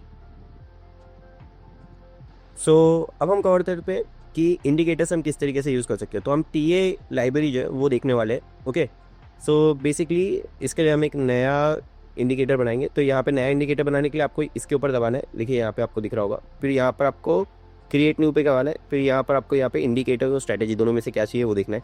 तो अभी फिलहाल क्या हम इंडिकेटर पे ही चल रहे हैं, तो हम इंडिकेटर कर देते हैं, ठीक है। और इसका शॉर्टकट भी होता है, इसका शॉर्टकट होता है Ctrl+KI, इससे भी आप ये कर सकते हो, ठीक है। अब यहाँ पे इंडिकेटर है, ठीक है। तो इंडिकेटर का हम यहाँ पे नाम दे रहे थे। ओके, सो अभी हम समझने वाले इंडिकेटर्स, राइट। सो हम इसको नाम बेसिक एक ऑब्वियस नाम दे देते हैं इंडिकेटर्स। ओके, फिर यहाँ पर हम इसको ओवरले जो है इसको हम कर देते हैं फिलहाल के लिए ट्रू। ओके, सो अब मैं यहाँ पे एक पहला इंडिकेटर ले लेता हूँ। जैसे मैंने EMA लिया, EMA इक्वल टू जैसे मैंने यहाँ पे TA.EMA अगर मैं करता हूँ तो यहाँ पे क्लोज, और इसकी जो लेंथ है वो मैं डाल सकता हूँ, जैसे लेंथ 40। ओके, सो जो TA डॉट होता है, ये TA जो है ये लाइब्रेरी है, ठीक है। इसको अगर आपको एक्सेस करना है तो आपको TA डॉट डालना है। फिर इसके अंदर आपको बिल्ट इन इंडिकेटर्स मिलते हैं। इसको आपके अंदर आपको काफ़ी सारे इंडिकेटर मिलते हैं। इसके अंदर आपको DMI मिलता है। ओके, इसके अंदर आपको हाईएस्ट, लोएस्ट, बॉलिंजर बैंड, आपको VWAP, ये सारे इंडिकेटर्स जो है ना, जो भी आप चार्ट पे देखते हो आपको मिल जाते हैं। इशिमोको मिलता है, इस पर आपको पिवट पॉइंट्स भी मिलते हैं। ओके, और आपको यहाँ पर मैकडी, ये सारी चीज़ें मिलती है इसके अंदर, ठीक है। और आपको इसके अंदर ना standard deviation, mean, median, move, ये सब भी मिलता है, सुपर ट्रेंड वगैरह सब कुछ इसके अंदर है। सो यहाँ पर मैंने EMA लिखा, तो यहाँ पर मैं TA डॉट के बाद जो भी मुझको चाहिए वो मुझको डालना है, ठीक है। और जैसे कि मैंने यहाँ इस केस में EMA डाला है, फिर EMA के बाद यहाँ पे इसको इसके अंदर के जो पैरामीटर्स हैं उनको मुझको फिल करना है, ठीक है। तो यहाँ पे देखिए सोर्स लेता है, लेंथ लेता है। तो यहाँ पे जो सोर्स है वो सोर्स में हम क्या डाल सकते हैं, जैसे कि हमने इनपुट डॉट सोर्स में देखा था कि सोर्स में जो आता है वो आता है क्लोज, ओपन, हाई, लो, ये सारी चीज़ें, ठीक है।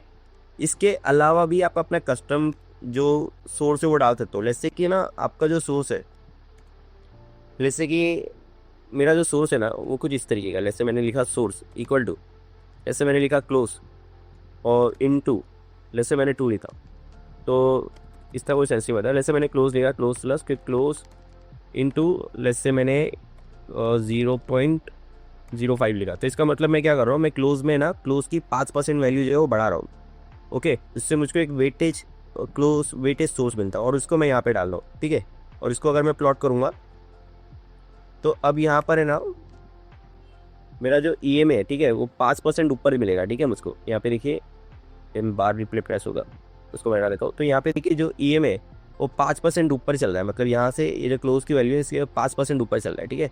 तो 5% कुछ ज़्यादा ही हो गया, और जैसे हम डेली टाइम फ्रेम पे चलते हैं, ठीक है। तो आपको यहाँ पे दिखेगा कि मैं क्या बोलना चाहता हूँ, ठीक है। तो यहाँ पे देखिए जो इसका EMA है वो 5% ऊपर यहाँ पे आपको दिख रहा है, कुछ इस तरीके से। तो एक बैंड बन गया, ठीक है। एक 5% आपने ऊपर लगा दिया, एक 5% आप नीचे लगा सकते हो, ठीक है। यहाँ पे जैसे कि मैं एक नीचे का कर देता हूँ। ओके, और इसको मैं EMA 2 नाम दे देता हूँ, EMA 2, और इसको मैं नाम दे देता हूँ सोर्स 2। ओके, और यहाँ पे मैं सोर्स 2 लिख देता हूँ, सोर्स 2। और यहाँ पे प्लॉट पे भी मैं एक और प्लॉट कर देता हूँ, और इसको मैं डाल देता हूँ EMA 2, इसको कंट्रोल इंटर कर देता हूँ, ठीक है। तो यहाँ पे देखो आपका एक बैंड टाइप का बन गया इस तरीके से। तो ये बैंड कैसे हमने पॉसिबल हुआ, ये पॉसिबल हुआ क्योंकि हमने यहाँ पे डिफरेंट सोर्स यहाँ पे लिया है। तो सोर्स में ज़रूरी नहीं है कि आप यहाँ पे ओपन, हाई, लो, क्लोज ही डाल सकते हो, इसमें आप कुछ भी डाल सकते हो। ओके, ये आपको ध्यान रखना है। अब यहाँ पर TA में आपके पास जैसे कि ये मूविंग एवरेज का ही है, ठीक है। अगर मुझको सिंपल मूविंग एवरेज चाहिए तो मैं यहाँ पे क्या डालूंगा, यहाँ पे डालूंगा TA.SMA, और यहाँ पे मैं यहाँ पे जो भी सोर्स है और लेंथ है वो मैं डाल सकता हूँ, ठीक है। अगर मुझको ATR चाहिए तो मैं डालूंगा यहाँ पे TA.ATR। ओके, और यहाँ पे मैं ATR में लेंथ डालूंगा। तो इसके अंदर आपको क्या डालना है उसको अगर आपको चेक करना है तो बस आपको इसके ऊपर दबाना है और यहाँ पे लिख जाएगा, और ये क्या रिटर्न करता है ये भी आपको दिख जाएगा। सीरीज लोड मतलब कि, और ओके, ये वैल्यूज़ में आपको होता है। तो सीरीज़ में ना ये जो वैल्यू अभी रिटर्न करता है, तो यहाँ पे आप देखोगे एक सिंपल होता है, एक सीरीज़ होता है। सीरीज़ का मतलब ये होता है कि जो वैल्यू है ना वो कंटिन्यूअस है, मतलब ये जो है ना ये चेंज होती रहती है, तो इसको बोलते हैं सीरीज़। ओके, सिंपल का मतलब ये होता है कि जैसे कि मैंने इनपुट डाल दिया, जैसे कि मैंने यहाँ पे लेंथ लिखा और उसको मैंने डाल दिया इनपुट डॉट इंट, और जैसे मैंने यहाँ पे डाल दिया 14 और इसको मैंने डाल दिया EMA लेंथ। तो ये जो EMA लेंथ है ना ये सिंपल है। ये कैसा होगा, यहाँ पे अगर मैं कि ATR पे यहाँ पे एरर आ रहा है, हटा दे दो। तो यहाँ पर जैसे ही मैंने यहाँ पे डाला ना तो इनपुट्स में आप देखोगे ये लेंथ है, लेंथ आ गई। तो ये जो है ना ये है सिंपल, ये सिंपल वैल्यू है, ये एक ही बार चेंज होगी। आपने समझ लो यहाँ पे डाल दिया 100। ओके, तो ये बेसिकली क्या करेगा, ये एक ही बार 100 रखेगा और पूरे इसमें पूरे इंडिकेटर के लिए ना ये एक ही बार यही वैल्यू को कैलकुलेट करेगा 100 को। लेकिन जो सीरीज वैल्यू है वो हर कैंडल पे कैलकुलेट होती है, ये आपको समझना है। ओके, ये हो गया। फिर यहाँ पर जैसे कि यहाँ पे हमने सोर्स में इनको आगे पीछे डाल दिया, ठीक है। अब यहाँ पर लेट्स से अगर मुझको MACD लेना है, MACD लेना है TA.MACD, तो यहाँ पर आप देखोगे ना तो यहाँ पे ये एक वैल्यू रिटर्न नहीं करता है, ये 3 वैल्यू रिटर्न करता है।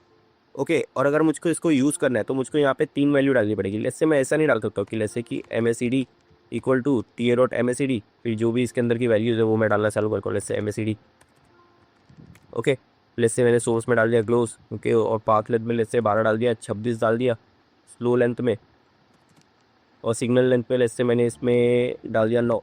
ओके, तो इस तरीके से अगर मैं करूँ तो मुझको ये एरर देगा। ये एरर क्यों दे रहा है, क्योंकि मैंने एक इसको वैल्यू असाइन की है, लेकिन ये जो रिटर्न करता है, ये रिटर्न करता है, सॉरी, ये जो वैल्यू रिटर्न करता है ये रिटर्न करता है 3 वैल्यू। ओके, तो आपको अगर कुछ भी डाउट रहा, आपको नहीं समझ में आ रहा है कि यहाँ पे मैं कैसे करूँ, मुझको एरर आ रहा है, तो आप एग्जाम्पल देख लेना। अब यहाँ पे देखो, यहाँ पे एक एग्जाम्पल दिया है, तो आप ये एग्जाम्पल एग्जैक्टली कॉपी कर सकते हो और यहाँ पे इसको डाल सकते हो, और आप इस तरीके से जो MACD है उसको यूज़ कर सकते हो। तो यहाँ पे देखिए मैकडी लाइन, सिग्नल लाइन, हेच लाइन, और यहाँ पे आपको TA.MACD आ गया। तो आपको यहाँ पे आपको पता चलेगा कि ये मैकडी लाइन होती है वो ये है, सिग्नल लाइन ये है, और इस लाइन ये है, ठीक है। तो जो ब्लू कलर की लाइन होती है वो ये वाली है, मैकडी लाइन ब्लू कलर वाली है, ये ऑरेंज वाली है, ये उसका हिस्टोग्राम है, इस तरीके से। ओके, तो यहाँ पर आप इस तरीके से MACD को निकाल सकते हो।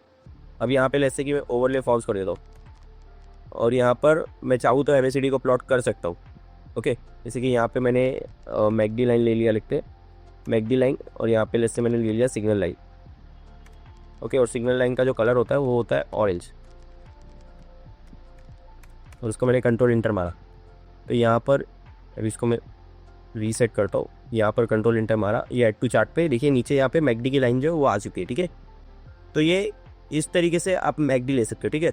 और वैसे ही आपको कोई भी इंडिकेटर लेना है, जैसे आपको TA.स्टोकेस्टिक लेना है, ओके, या फिर स्टैंडर्ड डिवीजन लेना है, स्टोकेस्टिक RSI लेना है, तो आपको उस कंट्रोल उस पर क्लिक करना है और देखना है कि कितनी वैल्यू रिटर्न करता है। अगर ये एक वैल्यू रिटर्न करता है तो यहाँ पे आपको एक वेरिएबल बनाना है और वहाँ पे उसको आपको डाल देना है। जैसे कि स्टॉप करके मैं स्टोकेस्टिक RSI वाला मैंने यहाँ पे डाल दिया, तो ये हो गया स्टोकेस्टिक RSI। फिर इसके अंदर की जो वैल्यूज़ है वो आपको इसके अकॉर्डिंग ये क्या क्या लेता है वो उसके हिसाब से फिल कर ले। जैसे क्लोज दिया सोर्स में, फिर यहाँ पे ये हाई लेता है, लो लेता है और लेंथ लेता है, जैसे 40।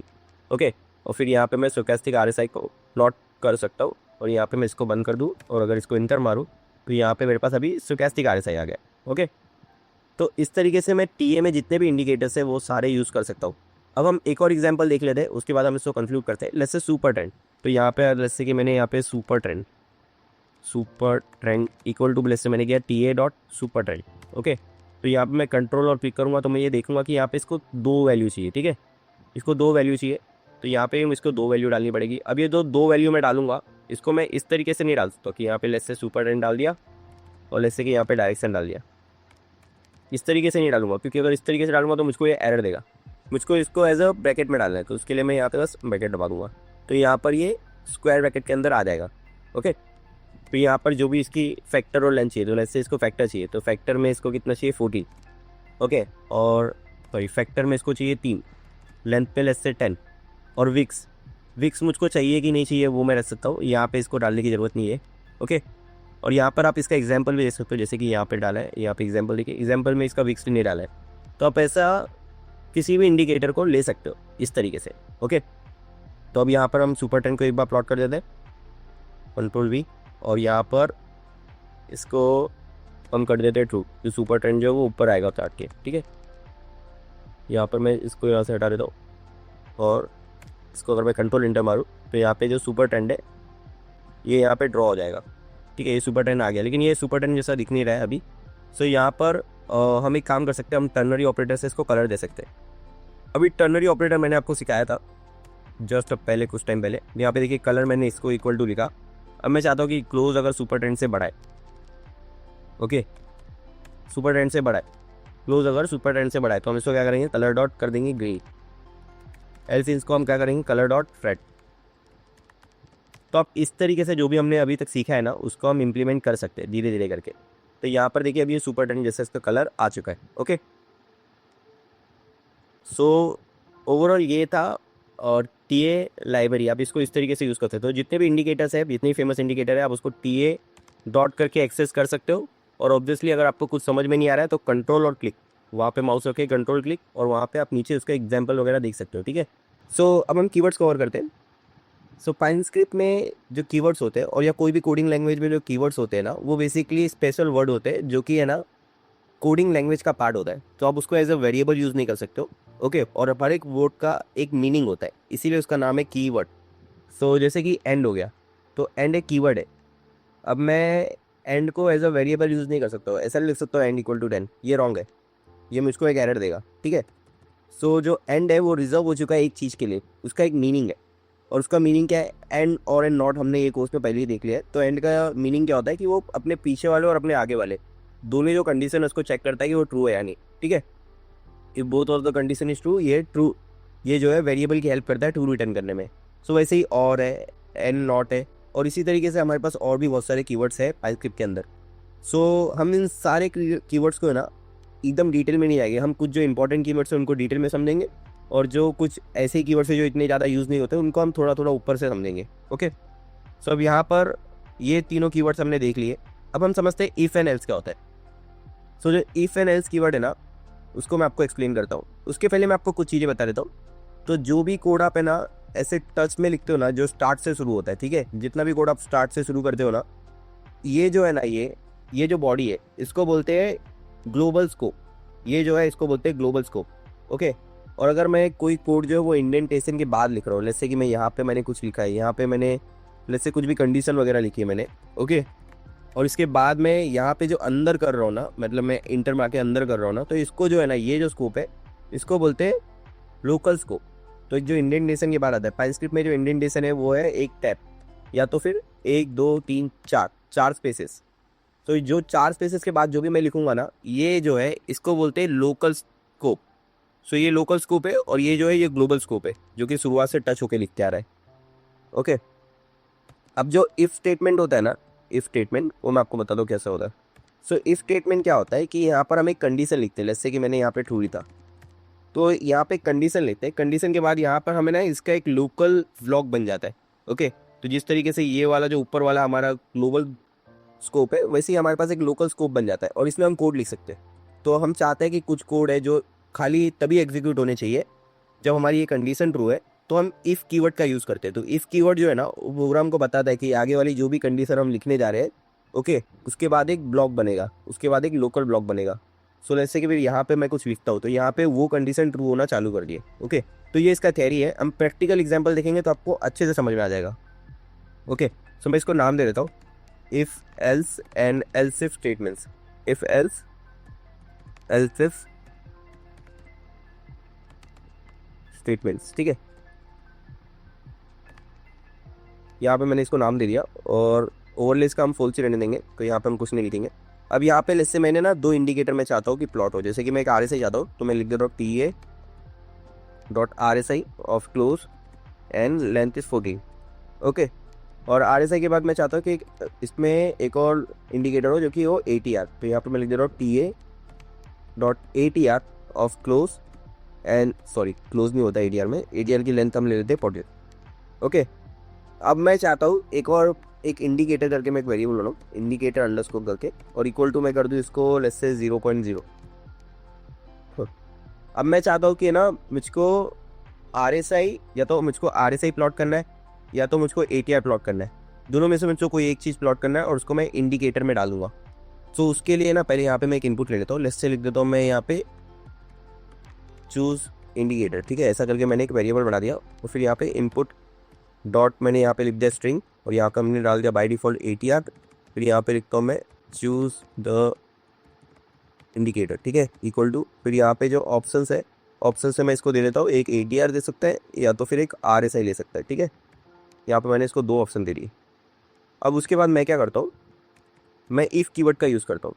ओके, मैं इफ़ कीवर्ड का यूज़ करता हूँ कि जो चूज़ इंडिकेटर है ये जो है, अगर ये इक्वल टू है किसके, ATR के, तो जो इंडिकेटर है ये रीअसाइन हो जाएगा किससे, ATR से। और यहाँ पे मैं जो इंडिकेटर है उसको मैं यहाँ पे कर दूंगा प्लॉट। तो अब यहाँ पे देखना अब क्या होगा, यहाँ पे देखना ATR प्लॉट हो गया, ठीक है। तो जैसे कि यहाँ पे मैंने इसको चूज इंडिकेटर को ATR पे रखा है तो ATR प्लॉट होगा। RSI पे रखूँगा तो क्या होगा, यहाँ पे 0 प्लॉट होगा। यहाँ पे ये 0 की प्लॉट हो रहा है क्योंकि ये वाला जो कोड है ये यहाँ पे जो है ये ग्लोबल स्कोप में, और इसमें इसकी वैल्यू 0 है, और इसकी वैल्यू जो चेंज हो रही है वो चेंज हो रही है लोकल स्पेस में। और लोकल स्पेस में कब ये जाएगा, जब हमारी ये इफ़ कंडीशन ट्रू होगी। तो इफ़ कीवर्ड क्या करता है, इफ़ कीवर्ड जो कंडीशन है, कंडीशन के बेस पे आपको अलाउ करता है कि आप लोकल स्पेस में यहाँ पे कोई कोड रन कर सको। ओके, अब लेट्स से कि मैं ये भी कर सकता हूँ, इफ़ चूज इंडिकेटर जो है वो अगर इक्वल टू है RSI के, तो मैं क्या करता हूँ, मैं इंडिकेटर को रीअसाइन कर देता हूँ किससे, RSI से। अब अगर मैं इसको कंट्रोल इंटर मारूँ, ओके, अब आप देखना, अब यहाँ पे 0 प्लॉट हो रहा था, अब यहाँ पे RSI की वैल्यू प्लॉट हो रही है जो कि है 54। तो यहाँ पर मैं चाहूँ तो इसको RSI करूँ, इसको चाहूँ तो मैं ATR करूँ, तो यहाँ पे ATR की वैल्यू प्लॉट हो रही। तो ये इस तरीके से वर्क कर रहा है। ओके, तो यहाँ पे इफ़ जो कीवर्ड है वो मुझको अलाउ करता है कि मैं खुद का अपना एक लोकल स्कोप क्रिएट कर सकता हूँ जहाँ पे वो कोड रन हो गए, ओके, जो मेरी ऊपर की कंडीशन सेटिस्फाई होने के बाद रन होनी चाहिए। तो यहाँ पे ये इसका एक परफेक्ट एग्जाम्पल है। अब यहाँ पर होता है एल्स कीवर्ड। तो ये जो एल्स कीवर्ड है ये क्या करता है मैं आपको बताता हूँ। तो यहाँ पे अभी हमने इफ़ देखा, अगर मैं एल्स लिखूँ, एल्स को वहाँ पे ना डायरेक्टली एल्स, मैं आपको पहले बताता हूँ कैसे होता है। तो जो इफ़ कंडीशन है, अगर ये कंडीशन जो अगर ट्रू रहेगी, ठीक है, ये कंडीशन अगर ट्रू है तो ये रन होगा। और अगर ये कंडीशन जैसे कि ट्रू नहीं है, ये अगर ट्रू नहीं है, ओके, तो ये वाला ब्लॉक होगा रन, तो ये फॉल्स पे ये वाला ब्लॉक रन होगा। ओके, और आप एल्स को ऐसे ही नहीं लिख सकते, आप ऐसा लिख सकते हो कि एल्स, और यहाँ पे जैसे आपने कर दिया indicator, indicator equal to let's say interchanger equal to 9। तो आप ऐसा नहीं कर सकते हो, ये रॉन्ग है, क्योंकि जो एल्स है ना ये हमेशा इफ़ के ब्लॉक में यूज़ होता है। आपको ये ध्यान रखना है, आप बिना एल्स के इफ़ को यूज़ कर सकते हो बट बिना इफ़ के एल्स को यूज़ नहीं कर सकते हो, ये आपको समझना है। ओके, तो ये हो गया, इस तरीके से ये कोड रन हो गया।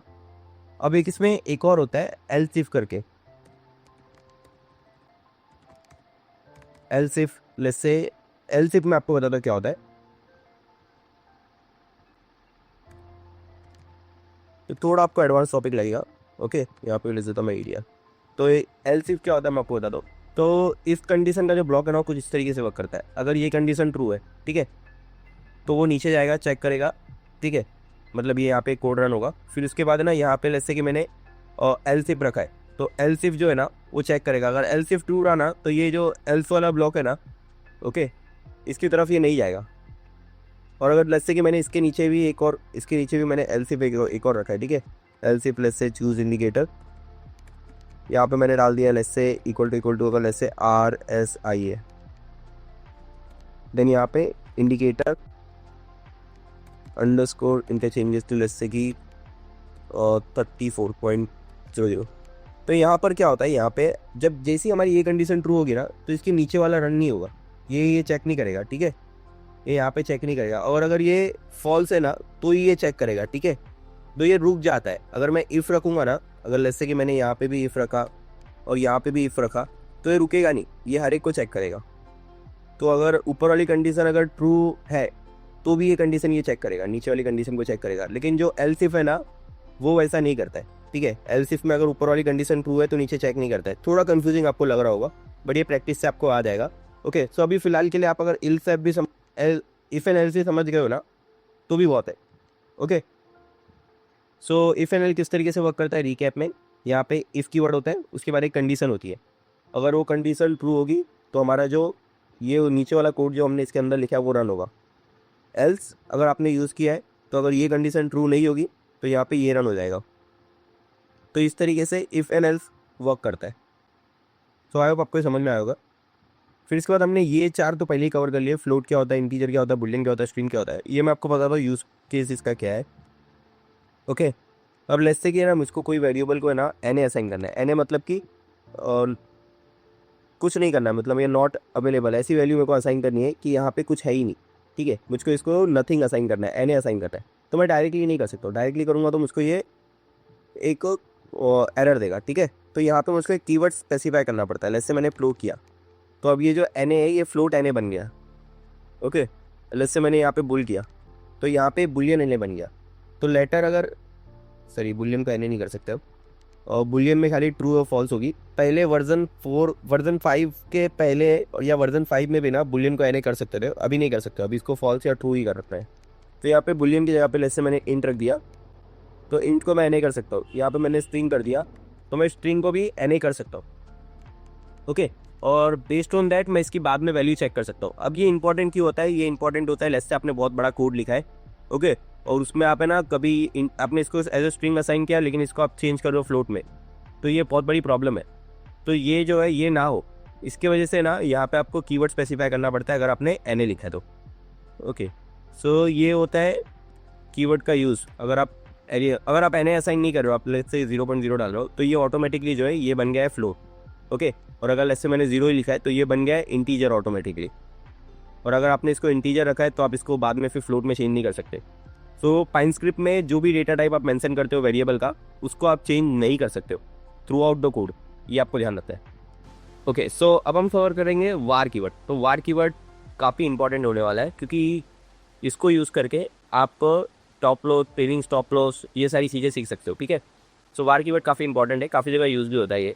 सो वार कीवर्ड समझाने से पहले ना मैं आपको एक चीज़ बताता हूँ कि यहाँ पे जो कंडीशंस होती है ना, जो भी हम कोड वगैरह लिखते हैं, ठीक है, वो है ना हर कैंडल पे रन होता है। तो एग्जांपल के लिए जैसे कि अगर मैं सबसे पीछे चले जाऊँ, ठीक है, तो ये जहाँ से हमारा चार्ट शुरू हुआ था वहाँ से लेके ना हर कैंडल पे जो भी हमने कोड लिखा वो रन करता है, एक एक करके हर कैंडल पे रन करता है। ठीक है, तो वो हर कैंडल पे मतलब कि वैल्यू रीसेट होती है। तो एग्जाम्पल के लिए लेते मैंने यहाँ पे RSI लिखा है, ठीक है, और RSI लेस से मैंने इसको कर दिया TA.RSI, और यहाँ पे लेस से मैंने क्लोज और 14 लेंथ पे लिया, और ये RSI को हम प्लॉट कर देंगे।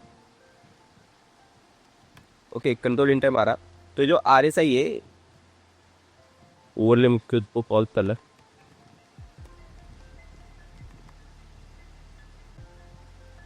तो ये जो RSI की वैल्यू है ना, ये वैल्यू आपको हर कैंडल पे बदलती हुई दिखेगी। ठीक है, हर एक कैंडल पे इसकी वैल्यू वापस कैलकुलेट हो रही है, हर कैंडल पे रीकैलकुलेट हो रहा है। ठीक है, कभी कभी हमें क्या चाहिए रहता है कि ये ना जो कैलकुलेशन हो ना वो एक ही बार हो, मतलब कि हमेशा ना हो। ओके, हम चाहते हैं कि कभी हमारी कोई स्पेसिफिक कंडीशन ट्रू हो।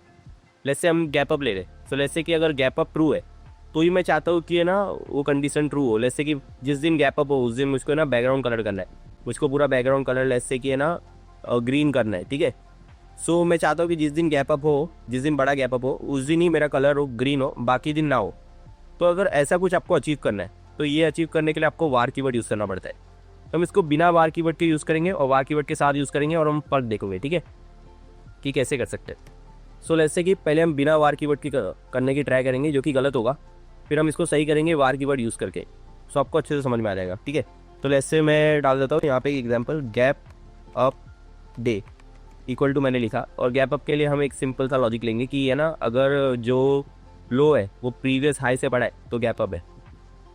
ओके, तो अगर जो लो है अगर वो बड़ा है किससे, हाई प्रीवियस हाई 1 बार हो। बाय द वे इसको बोलते हैं हिस्ट्री डिफरेंसिंग। ठीक है, जब भी आप किसी भी वैल्यू के आगे, किसी भी वेरिएबल या किसी भी इनबिल्ट वेरिएबल या किसी भी वैल्यू के आगे अगर आप इस तरीके के स्क्वायर ब्रैकेट यूज़ करते हो, ओके, और उसमें आप नंबर डालते हो, तो ये होता है हिस्ट्री रेफरेंसिंग। इसका मतलब होता है करंट कैंडल। अगर मुझको एक कैंडल पीछे जाना है तो मतलब 1 डालूंगा, 2 कैंडल पीछे जाना है मतलब 2, 3 कैंडल पीछे जाना है मतलब 3। इस तरीके से ये होता है, इसको बोलते हैं हिस्ट्री रेफरेंसिंग। ये चालू होता है 0 से। तो अगर मैंने 1 लिखा है तो ये एक प्रीवियस बार दिखेगा, तो यहाँ पे कुछ इस तरीके का होगा। अगर समझ लो ये जो कंडीशन है वो यहाँ पे पहुँची, तो ये जो लो लेगा वो पहला लेगा, और जो हाई लेगा वो एक कैंडल पीछे का लेगा। क्यों?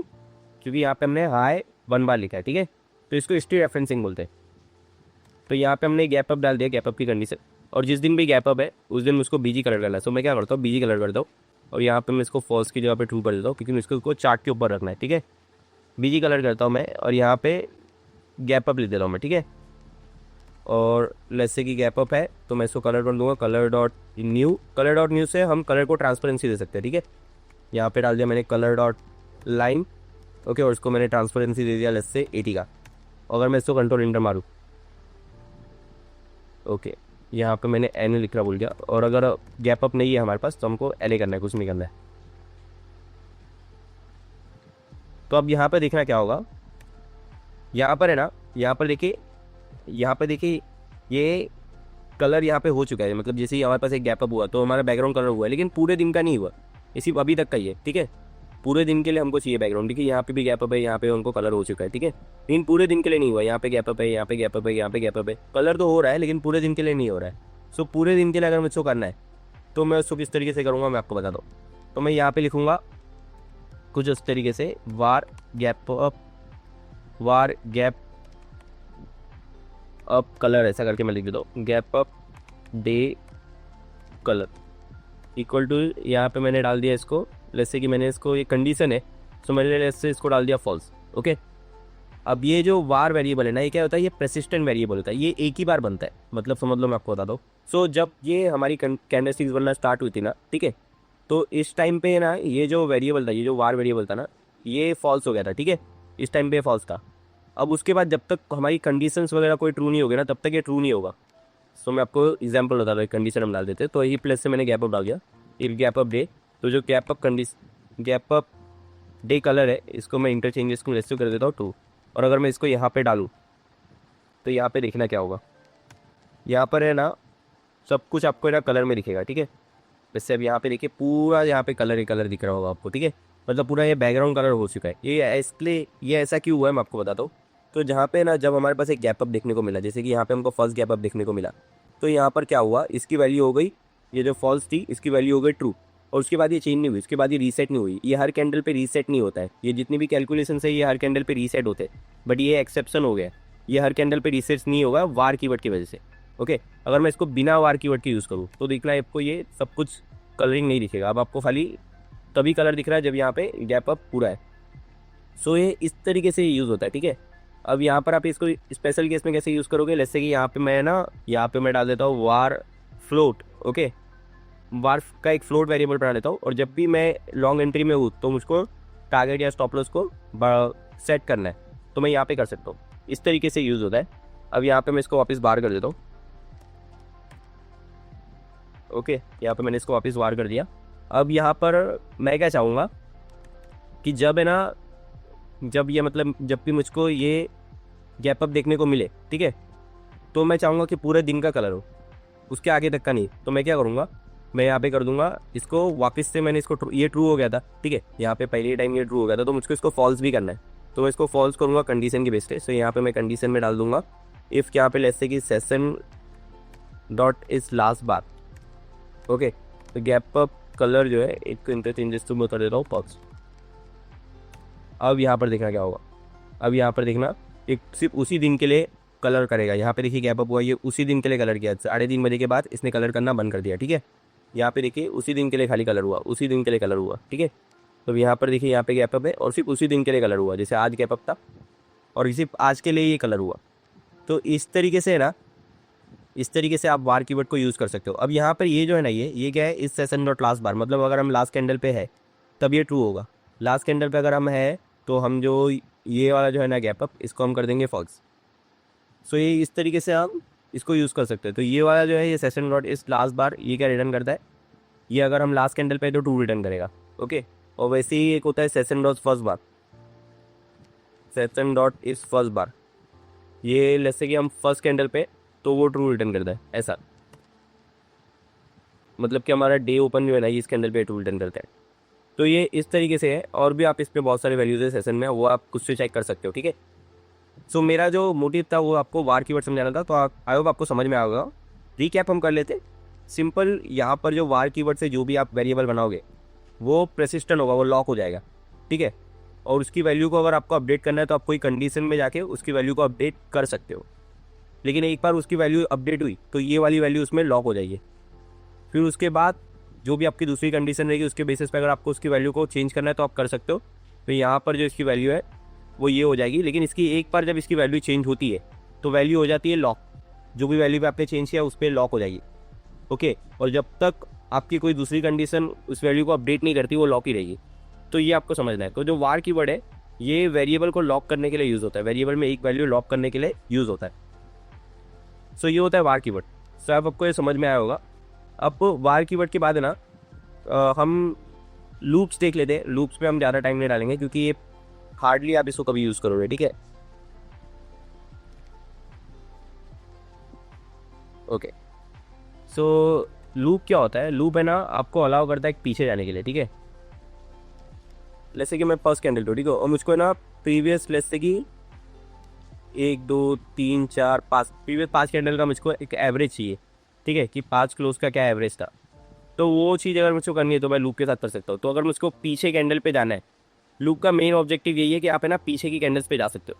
तो अगर आपको पीछे की कैंडल्स पे जाना है, उनकी वैल्यूज़ को आपको निकालना है, ओके, तो आप लूप यूज़ कर सकते हो। क्या आप ये बिना लूप के साथ नहीं कर सकते हो? कर सकते हो, बिना लूप के साथ भी होता है ये, ओके। और बहुत सारे केसेस होते हैं जहाँ पे लूप बहुत ज़रूरी होता है, जैसे कि आप एरे वगैरह यूज़ कर रहे हो, एरे हम बाद में देखेंगे, ठीक है, तो उसमें लूप यूज़ होता है। सो एग्जाम्पल ये जैसे मैं करता हूँ लास्ट 5 कैंडल AVG, ओके, और जैसे मेरे को बोलेगा 0.0। फिर ऐसे ही अगर मुझको ये करना है तो मैं यहाँ पे क्या करता हूँ, for I is equal to 0 to let's say 5 -1। 5 -1 क्यों कर रहे हैं? क्योंकि इंडेक्स 0 से चालू हो रहा है। तो हमको 0 से अगर लेट्स से 5 कैंडल चाहिए, ओके, तो हमको 0 से 4 तक ही जाना है क्योंकि इंडेक्सिंग चालू होती है 0 से। फिर डालता हूँ -1, ठीक है, ये डाला मैंने। फिर यहाँ पे मैं क्या डालता हूँ, लास्ट 5 कैंडल, ओके, और यहाँ पे मैं डालता हूँ plus equal to let's say कि जो भी क्लोज प्राइस है क्लोज आए। तो यहाँ पे 5 कैंडल का जो क्लोज है वो हो गया। फिर लास्ट 5 कैंडल जो है इसको मैं क्या करता हूँ, इनके changes equal to last 5 candle divide by 5। तो यहाँ पे हमने क्या किया, यहाँ पे हमने एक लास्ट 5 कैंडल नाम का वेरिएबल बनाया जिसको हमने 0.0 रखा है। फिर बाद में हम उसमें वैल्यू डाल रहे हैं। तो उसमें वैल्यू कैसे डाल रहे हैं कि प्लस इक्वल टू मतलब क्या होता है कि प्लस कर रहा है ये, मतलब ये वैल्यू प्लस कर रहा है। तो बेसिकली इसको आप इस तरीके से लिखो या इसको आप इस तरीके से लिखो, ठीक है। ये चेंज, तो ये दोनों चीज़ एक ही है, ओके। या तो आप इसको इस तरीके से लिखो कि लास्ट कैंडल और लास्ट कैंडल प्लस जो क्लोज है वो डाल दो, ओके, या तो आप इसको प्लस इक्वल टू लिखो, दोनों चीज़ एक ही है। तो बेसिकली है ना ये 5 बार इसको प्लस करेगा। सो क्यों 5 बार प्लस करेगा? क्योंकि यहाँ पे हमने 5 डाला है। और ये जो क्लोज आए मैंने आपको हिस्ट्री रेफरेंसिंग में बताया कि हम आए मतलब कि 0, और ये लूप चलेगा। तो पहले 1 बार चलेगा, 2 बार चलेगा, 3 बार चलेगा, 5 बार चलेगा, 6 बार चलेगा। ये मैं आपको बता दो कैसा रहता है, ओके। सो ये जो है ना ये जो कोड है, ओके, ये कोड है ना एक बार एग्जीक्यूट नहीं होगा। ये जितने भी कोड है ये एक बार एग्जीक्यूट होगा, ये एक बार एग्जीक्यूट होगा, ये एक बार एग्जीक्यूट होगा हर कैंडल तक। लेकिन ये जो है ये एक बार एग्जीक्यूट नहीं होगा, ये एग्जीक्यूट होगा इसकी लेंथ तक। तो इसकी लेंथ कितनी लिखी है हमने 5।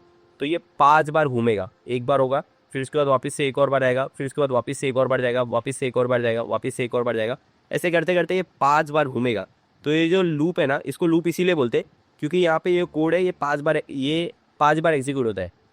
5 बार मतलब कि जो लेंथ डाला है वो हमने वो, तो जितनी भी आप लेंथ डालोगे, लेंथ आपने 10 डाला है तो 10 बार एग्जीक्यूट होगा। तो ये इस तरीके से वर्क करता है, ठीक है। सो आई होप आपको ये समझ में आया होगा। फिर यहाँ पर अगर मैं इसको डालूँ और उसको अगर मैं इंटर करूँ तो ये जो है ये आपको एक 5 पीरियड का है ना सिंपल मूविंग एवरेज प्लॉट कर देगा, ठीक है। तो ये जो है ना ये वैल्यू कुछ नहीं, ये वैल्यू बस एक 5 पीरियड का सिंपल मूविंग एवरेज है। तो इस तरीके से आप सिंपल मूविंग एवरेज का जो अंदर का कैलकुलेशन होता है वो आपने देखा।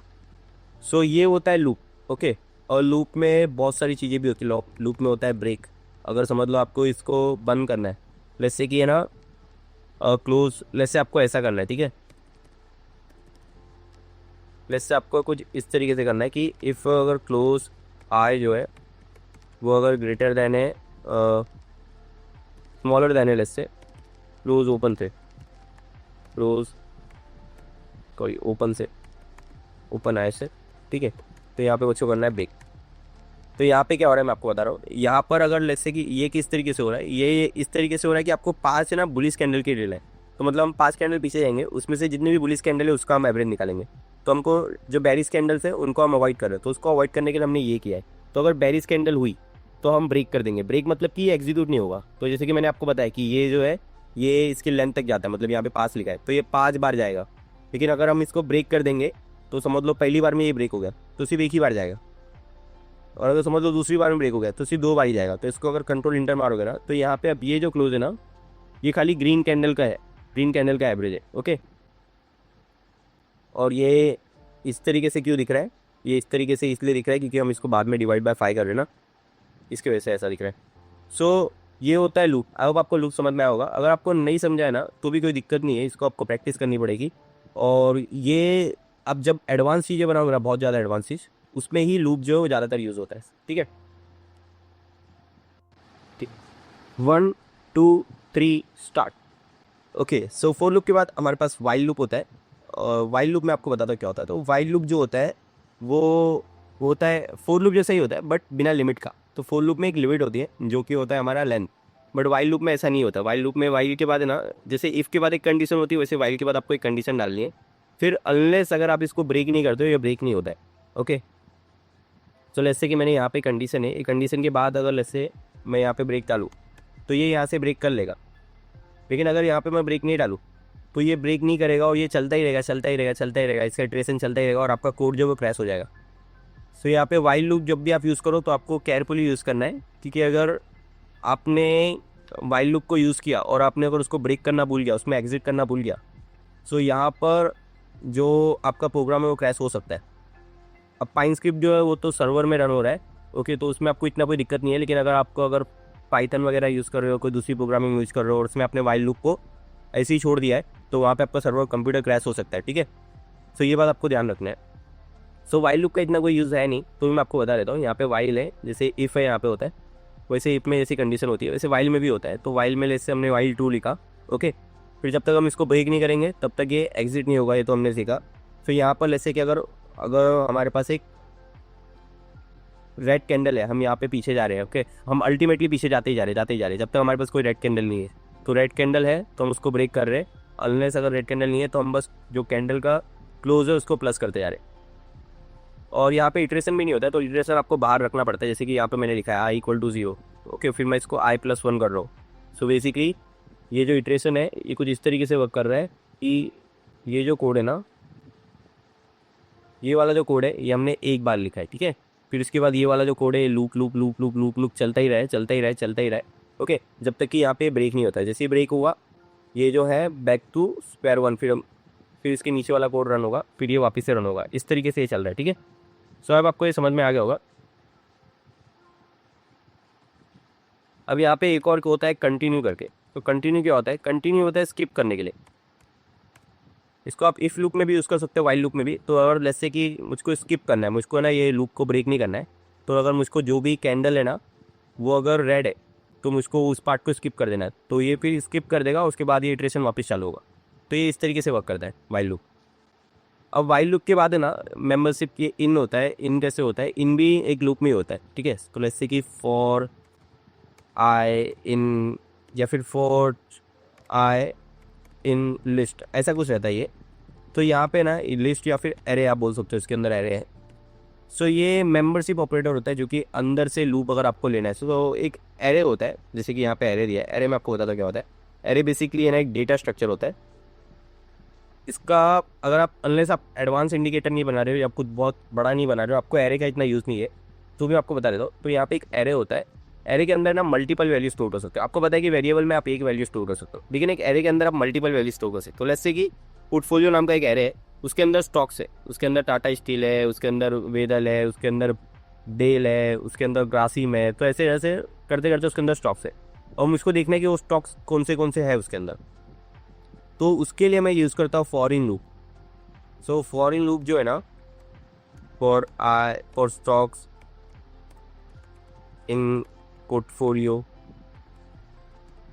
तो ये इस तरीके से रहता है। तो यहाँ पे ना, यहाँ पर ये जो है इटरेशन है, और ये जो है एक एरे है। एरे के अंदर हम वैल्यूज़ निकालना चाहते हैं, तो उसके लिए हम ये मेंबरशिप ऑपरेटर को यूज़ करते हैं, मेंबरशिप कीवर्ड को यूज़ करते हैं। ठीक है, इन। सो ये हो गया अब यहाँ पर डेटा स्ट्रक्चर होता है। डेटा स्ट्रक्चर में ना आपके पास बहुत सारी चीज़ें है, आपके पास है ना एरे है, मैप है, मैट्रिक्स है। बट ये जो है ये अभी ये फ़िलहाल के लिए ये कोर्स का स्कोप नहीं है, ठीक है। सो ये ओवरवेलम हो जाएगा और आपको बहुत ज़्यादा हो जाएगा इसमें। तो इसके लिए वजह से ना हम इसको कवर नहीं कर रहे। ओके, हम ये जो है इनको भी नहीं कवर करेंगे। लाइन, बॉक्स एंड लेवल ये बेसिकली डेकोरेशन के लिए यूज़ होता है। आपको कोड में ये ऐसा नहीं है कि कोड में काफ़ी इफेक्ट करते हैं, बट जो आपका कोड है वो अच्छा दिखता है। जो आपका इंडिकेटर है वो ज़्यादा अच्छा दिखता है। एडवांस इंडिकेटर, कुछ फैंसी इंडिकेटर बनाना चाहते हो तो उसमें ये चीज़ें यूज़ होती है, ठीक है। और एरे वगैरह अगर आप यूज़ नहीं करोगे तो भी चलेगा। अगर आप इवन तो आप अगर एडवांस इंडिकेटर स्ट्रेटेजी बना रहे हो तो भी बिना एरे के हो सकते हैं, काफ़ी हद तक हो सकते हैं, ठीक है। तो हम ये चीज़ें अभी कवर नहीं करेंगे। बट इस चैनल पे मैंने लेवल पे एक वीडियो बनाया है और इन फ्यूचर में इन चीज़ों पे ना सिंगल सिंगल वीडियो बना दूंगा। तो आपको अगर वहाँ से दिखना है तो देख सकते हो, ठीक है। तो अभी फ़िलहाल के लिए हम इसको नहीं कवर करेंगे, लेकिन इन फ्यूचर इस पर हम एक सेपरेट वीडियो बना देंगे इन चीज़ों पे। सो अब हम स्ट्रैटेजी को देख लेते हैं। स्ट्रैटेजी में है ना आपको वो स्ट्रैटेजी के जितने फंक्शन यूज़ करने हैं, स्ट्रैटेजी में जितने भी पैरामीटर्स है, जितने भी एट्रीब्यूट्स है, अगर आपको यूज़ करने हैं, आपको स्ट्रैटेजी वगैरह बनाना है ना, तो इसमें आपका वर्क नहीं करेगा। ये इंडिकेटर बॉडी में आपका वर्क नहीं करेगा। आपको इसको चेंज करना पड़ेगा, आपको इसको स्ट्रैटेजी में लिखना पड़ेगा। या तो आप यहाँ से इस तरीके से कर सकते हो, इंडिकेटर के जहाँ पे स्ट्रैटेजी आपने लिख दिया, या तो फिर आप यहाँ पर इसके ऊपर दबा सकते हो, फिर यहाँ पर आपको क्रिएट, फिर यहाँ पे स्ट्रैटेजी दिख रहा होगा, इसके ऊपर दबा सकते हो। फिर यहाँ पे मैं इसको सेव करने बोल रहा है तो मुझको इसको सेव नहीं करना है, तो यहाँ पे इस तरीके से आ गया है। ये कर सकते हो, या तो आप कंट्रोल के एस दबा सकते हो। ये तीन में से कोई भी तरीके से आप एक स्ट्रैटेजी के बॉडी में आ सकते हो, ओके। अब यहाँ पर अगर मैं इसको कंट्रोल इंटर मारूंगा तो ये ऐड टू चार्ट हो जाएगा। ऐड टू चार्ट होगा तो यहाँ पे आपको एक नई चीज़ दिख रही है। इंडिकेटर में ये आपको नहीं दिख रहा था, बट स्ट्रैटेजी में आपको यहाँ पे दिख रहा है। तो ये जो है ये है स्ट्रैटेजी रजिस्टर, जो आपको अलाउ करता है कि आपकी परफॉर्मेंस क्या है स्ट्रैटेजी की वो देखने के लिए। सो यहाँ पर आपको डिफरेंट मैट्रिक्स देखने को मिलती है, और एज वेल एज अगर आपको आपके ब्रोकर के हिसाब से ब्रोकरेज वगैरह डालना है, लॉट साइज डालना है, तो आप यहाँ से वो कंट्रोल कर सकते हैं। सो ये इस तरीके से होता है। और जो स्ट्रैटेजी का लॉजिक है वो आप यहाँ पे लिखोगे कोड के अंदर। अब यहाँ पर जो स्ट्रैटेजी है ना वो इंडिकेटर से कुछ चीज़ों में अलग होता है। एक इंडिकेटर जो होता है ना, अगर यहाँ पे जैसे मैंने कुछ प्लॉट किया, ठीक है, वैसे मैंने यहाँ पे प्लॉट किया, लेट्स से कि मुझको प्लॉट करना है एक मूविंग एवरेज वर्क करना है, ठीक है, T A dot E M A of let's say close and let's say 100 days का। तो अब मैं यहाँ पे एक मूविंग एवरेज प्लॉट करूँगा ना, तो यहाँ पर आप देखना ये जो मूविंग एवरेज है ये यहीं तक है। और यहाँ पर एक नई कैंडल पे अगर हम जाते हैं, ठीक है, कोई मार्केट जो चालू है, हाँ ये मार्केट चालू है, ठीक है, तो यहाँ पे आप ध्यान से देखना ये यहीं तक है, ये नीचे तक ही है, ओके। ये इस कैंडल के नीचे तक ही है। ये जो लाइव कैंडल चल रही है ना इसके नीचे तक नहीं है। मैं आपको बताता हूँ मेरा क्या मतलब है। अगर यहाँ पे मैं एक EMA मूविंग एवरेज जो है अगर मैं प्लॉट करूँ, ठीक है, और इसकी लेंथ को मैं लेट्स से 100 डाल दे रहा हूँ, तो आप फ़र्क देखना, ये वाला जो मूविंग एवरेज है ना ये यहाँ तक है, ये आप देखिए ये नीचे तक है, इस पॉइंट तक है, ठीक है। लेकिन जो हमारा वाला मूविंग एवरेज है ना वो वहाँ तक नहीं है।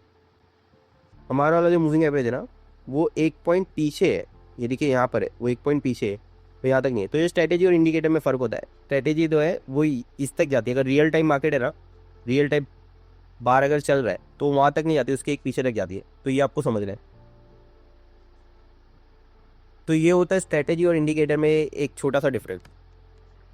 अब यहाँ पर जब भी आप स्ट्रैटेजी में हो तो स्ट्रैटेजी में आपको बहुत सारी चीज़ें यूज़ करने मिलती है। देखिए जैसे कि अब यहाँ पे डाल सकते हो स्ट्रैटेजी डॉट करोगे ना, तो आपको इसके फंक्शंस एंड जो भी बिल्ट इन वेरिएबल्स हैं ये सारी चीज़ें आपको देखने को मिलते हैं।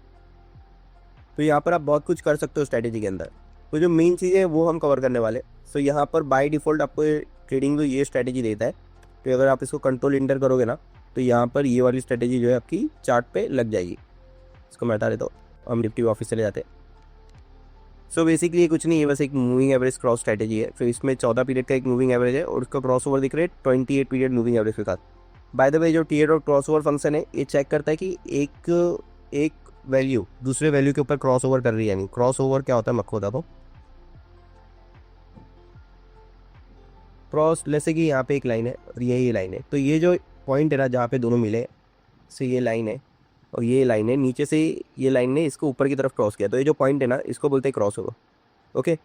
और जैसे कि ये लाइन है और इस लाइन को किसी लाइन ने नीचे की तरफ से क्रॉस किया तो इसको बोलते हैं क्रॉस अंडर, ओके। और जिसने क्रॉस किया है मतलब ये जो जिसने ऊपर इस वाली लाइन को नीचे से ऊपर की तरफ क्रॉस किया है इसको बोलते हैं वैल्यू 1 और ये होता है वैल्यू 2। और इस केस में ये वाली जो थी जिसने क्रॉस किया है ये वैल्यू 1 है और जिसको क्रॉस किया है वो वैल्यू 2 है। सो ये सेम तरीका यहाँ पे होता है, वैल्यू 1 वैल्यू 2, इस तरीके से ये होता है, ठीक है। तो ये जो लॉन्ग कंडीशन है बस क्रॉस ओवर है किसका, 14 पीरियड मूविंग एवरेज का 28 पीरियड मूविंग एवरेज के साथ, और जो शॉर्ट कंडीशन है वो क्या है, 14 पीरियड का क्रॉस अंडर 28 पीरियड के क्रॉस अंडर के साथ, ठीक है। फिर अगर कंडीशन इफ जो हमारी कंडीशन अगर ट्रू है तो हम क्या करेंगे, strategy dot entry, strategy dot entry में अब इसको हम कवर कर लेते हैं स्ट्रेटेजी डॉट एंट्री को। तो अगर आप इस पर क्लिक करोगे तो यहाँ पर आप देखना, यहाँ पे आपको आईडी मिलता है, डायरेक्शन मिलता है, क्वांटिटी मिलता है, लिमिट मिलता है, स्टॉप मिलता है, ठीक है। फिर यहाँ पे वन कैंसिल अनदर मिलता है, ओएससी टाइप मिलता है, कमेंट मिलता है, alert message and disable alert. तो यहाँ पे जो आईडी है, आईडी मतलब कि हर एक एंट्री की एक यूनिक आईडी बनाना है हमको। सो लेट्स से अगर आप है ना, ये यूज़फुल कब है, ये यूज़फुल तब है जैसे कि आप है ना स्टेप बाय स्टेप एंट्री ले रहे हो, ठीक है। आप कैसा कर रहे हो, आप यहाँ पे बाय कर रहे हो, यहाँ पे बाय कर रहे हो, यहाँ पे बाय कर रहे हो, तो ये हर एक एंट्री जो है, ये हर एक एंट्री को आपको डिफरेंट आईडी जनरेट करना है, तो आप स्ट्रेटेजी डॉट आईडी यूज़ कर सकते हो। तो जो आईडी है, अब यहाँ पे ऐसा लिखा है माय लॉन्ग एंट्री, मैं इसकी जगह पे इसको लॉन्ग भी लिख सकता हूँ, ठीक है। मैं चाहूँ तो इसकी जगह पे इसको शॉर्ट भी लिख सकता हूँ, माय शॉर्ट आईडी को। तो आईडी में आप स्ट्रिंग पास करोगे और कोई भी स्ट्रिंग पास कर सकते हो। अब ये स्ट्रिंग कब यूज़ होगी, अब ये अगर आप इसको क्लोज करना है, ये कंडीशन, ये एंट्री को आपको क्लोज करना है, स्पेसिफिकली इसको ही क्लोज करना है, तो आप ये स्ट्रिंग को यूज़ कर सकते हो। तो जब भी मुझको इसको क्लोज करना रहेगा, ठीक है, लेट्स से कि इफ़ अगर क्लोज है वो अगर बड़ा है, let's say okay, let's say close बड़ा है हमारा हाई 1 बार अगो से, ठीक है। तो मतलब हमको एक अच्छा मूवमेंट मिला है, लेट्स से हाई 1 बार नहीं, लेट्स से हाई 5 बार अगो, तो हमको एक अच्छा मूवमेंट देखने को मिला है, ठीक है। तो यहाँ पे मैं चाहूँ तो इसको स्ट्रेटेजी डॉट क्लोज कर सकता हूँ, डॉट क्लोज। सो ये जो क्लोज मैं अगर कर रहा हूँ तो मुझको एक आईडी मांग रहा है, तो ये जो आईडी है ये वही आईडी होनी चाहिए जब मैंने एंट्री लेने के टाइम पे डाली थी। तो यहाँ पे ये वाली आईडी अगर मैं डालूंगा तो ये वाली जो ट्रेड मेरी ओपन हुई थी ये क्लोज हो जाएगी यहाँ पे, ओके। अब जो आईडी है, आईडी के बाद हमको क्या देखने मिलता है वो देखते हम। तो यहाँ पे डायरेक्शन, डायरेक्शन में हमारे पास दो होता है, एक होता है स्ट्रेटेजी डॉट लॉन्ग और एक होता है स्ट्रेटेजी डॉट शॉर्ट, ये दो ही है, ये दो के अलावा कुछ नहीं है। तो अगर आपको लॉन्ग लेना है तो आपको स्ट्रेटेजी डॉट लॉन्ग लेना पड़ेगा, तो ये इनबिल्ट वेरिएबल टाइप का है। फिर उसके बाद यहाँ पे आपको मिलता है कमेंट, कमेंट मतलब होता है जो भी आपको पास करना है, ठीक है। तो लेट्स से कि मैंने यहाँ पे बाय कर दिया बाय एंट्री, ठीक है। तो यहाँ पर जब भी आप देखोगे ना, जब भी ये बाय लेगा तो यहाँ पे देखिए बाय एंट्री लिख के आ रहा है, दिख रहा है आपको, यहाँ पे लिखा है बाय एंट्री। तो ये बाय एंट्री किस लिए लिखा है, ये बाय एंट्री इसलिए लिखा है क्योंकि हमने यहाँ पे कमेंट में बाय एंट्री डाल दिया था। बाय डिफॉल्ट अगर आप कुछ नहीं डालोगे तो वो लॉन्ग लेता है, ठीक है। ये होता है कमेंट। कमेंट के बाद फिर आपके पास है ना यहाँ पर दो मेन चीज़ आती है, एक लिमिट होता है, एक स्टॉप होता है। अब लिमिट और स्टॉप क्या होता है मैं आपको बताता हूँ। ये एडवांस ऑर्डरिंग है, मतलब लेट्स से कि मैं यहाँ पे हूँ, ठीक है, और मुझको समझ लीजिए कि यहाँ पे एग्जैक्ट ये पॉइंट पे एंट्री लेना है। सो इसके लिए ना मैं यहाँ पे कौन सा ऑर्डर डालूंगा, मैं यहाँ पे डालूंगा एक लिमिट ऑर्डर कि प्राइस नीचे आएगा, इस पॉइंट पे जाएगा तो मुझको बाय करना है। तो ये लिमिट ऑर्डर है, लेट्स से कि मैं यहाँ पर हूँ, ओके, और मुझको समझ लीजिए कि ये लेवल के ऊपर ब्रेकआउट मिल रहा है तो ट्रेड लेना है। तो ये होता है स्टॉप ऑर्डर। सो ये जो है ना, ये आपको अलाउ करता है एक लिमिट ऑर्डर और एक स्टॉप ऑर्डर लगाने में। तो मैंने यहाँ पे अगर लिमिट लिख दिया तो ये लिमिट ऑर्डर हो जाएगा, और यहाँ पे मैं क्या डाल सकता हूँ, यहाँ पे मैं एग्जैक्टली जो भी प्राइस पे मेरे को ऑर्डर लेना है वो डाल सकता हूँ, ओके। और यहाँ पे मैं स्टॉप लिख सकता हूँ, स्टॉप में मुझको जो भी प्राइस पे ऑर्डर डालना है वो डाल सकता हूँ, ठीक है। तो ये होता है लिमिट और स्टॉप। लिमिट और स्टॉप आपको अलाउ करता है कि आप एक स्टॉप लॉस ऑर्डर या एक लिमिट ऑर्डर लगा सकते हो, ओके। यहाँ पे ये हो गया।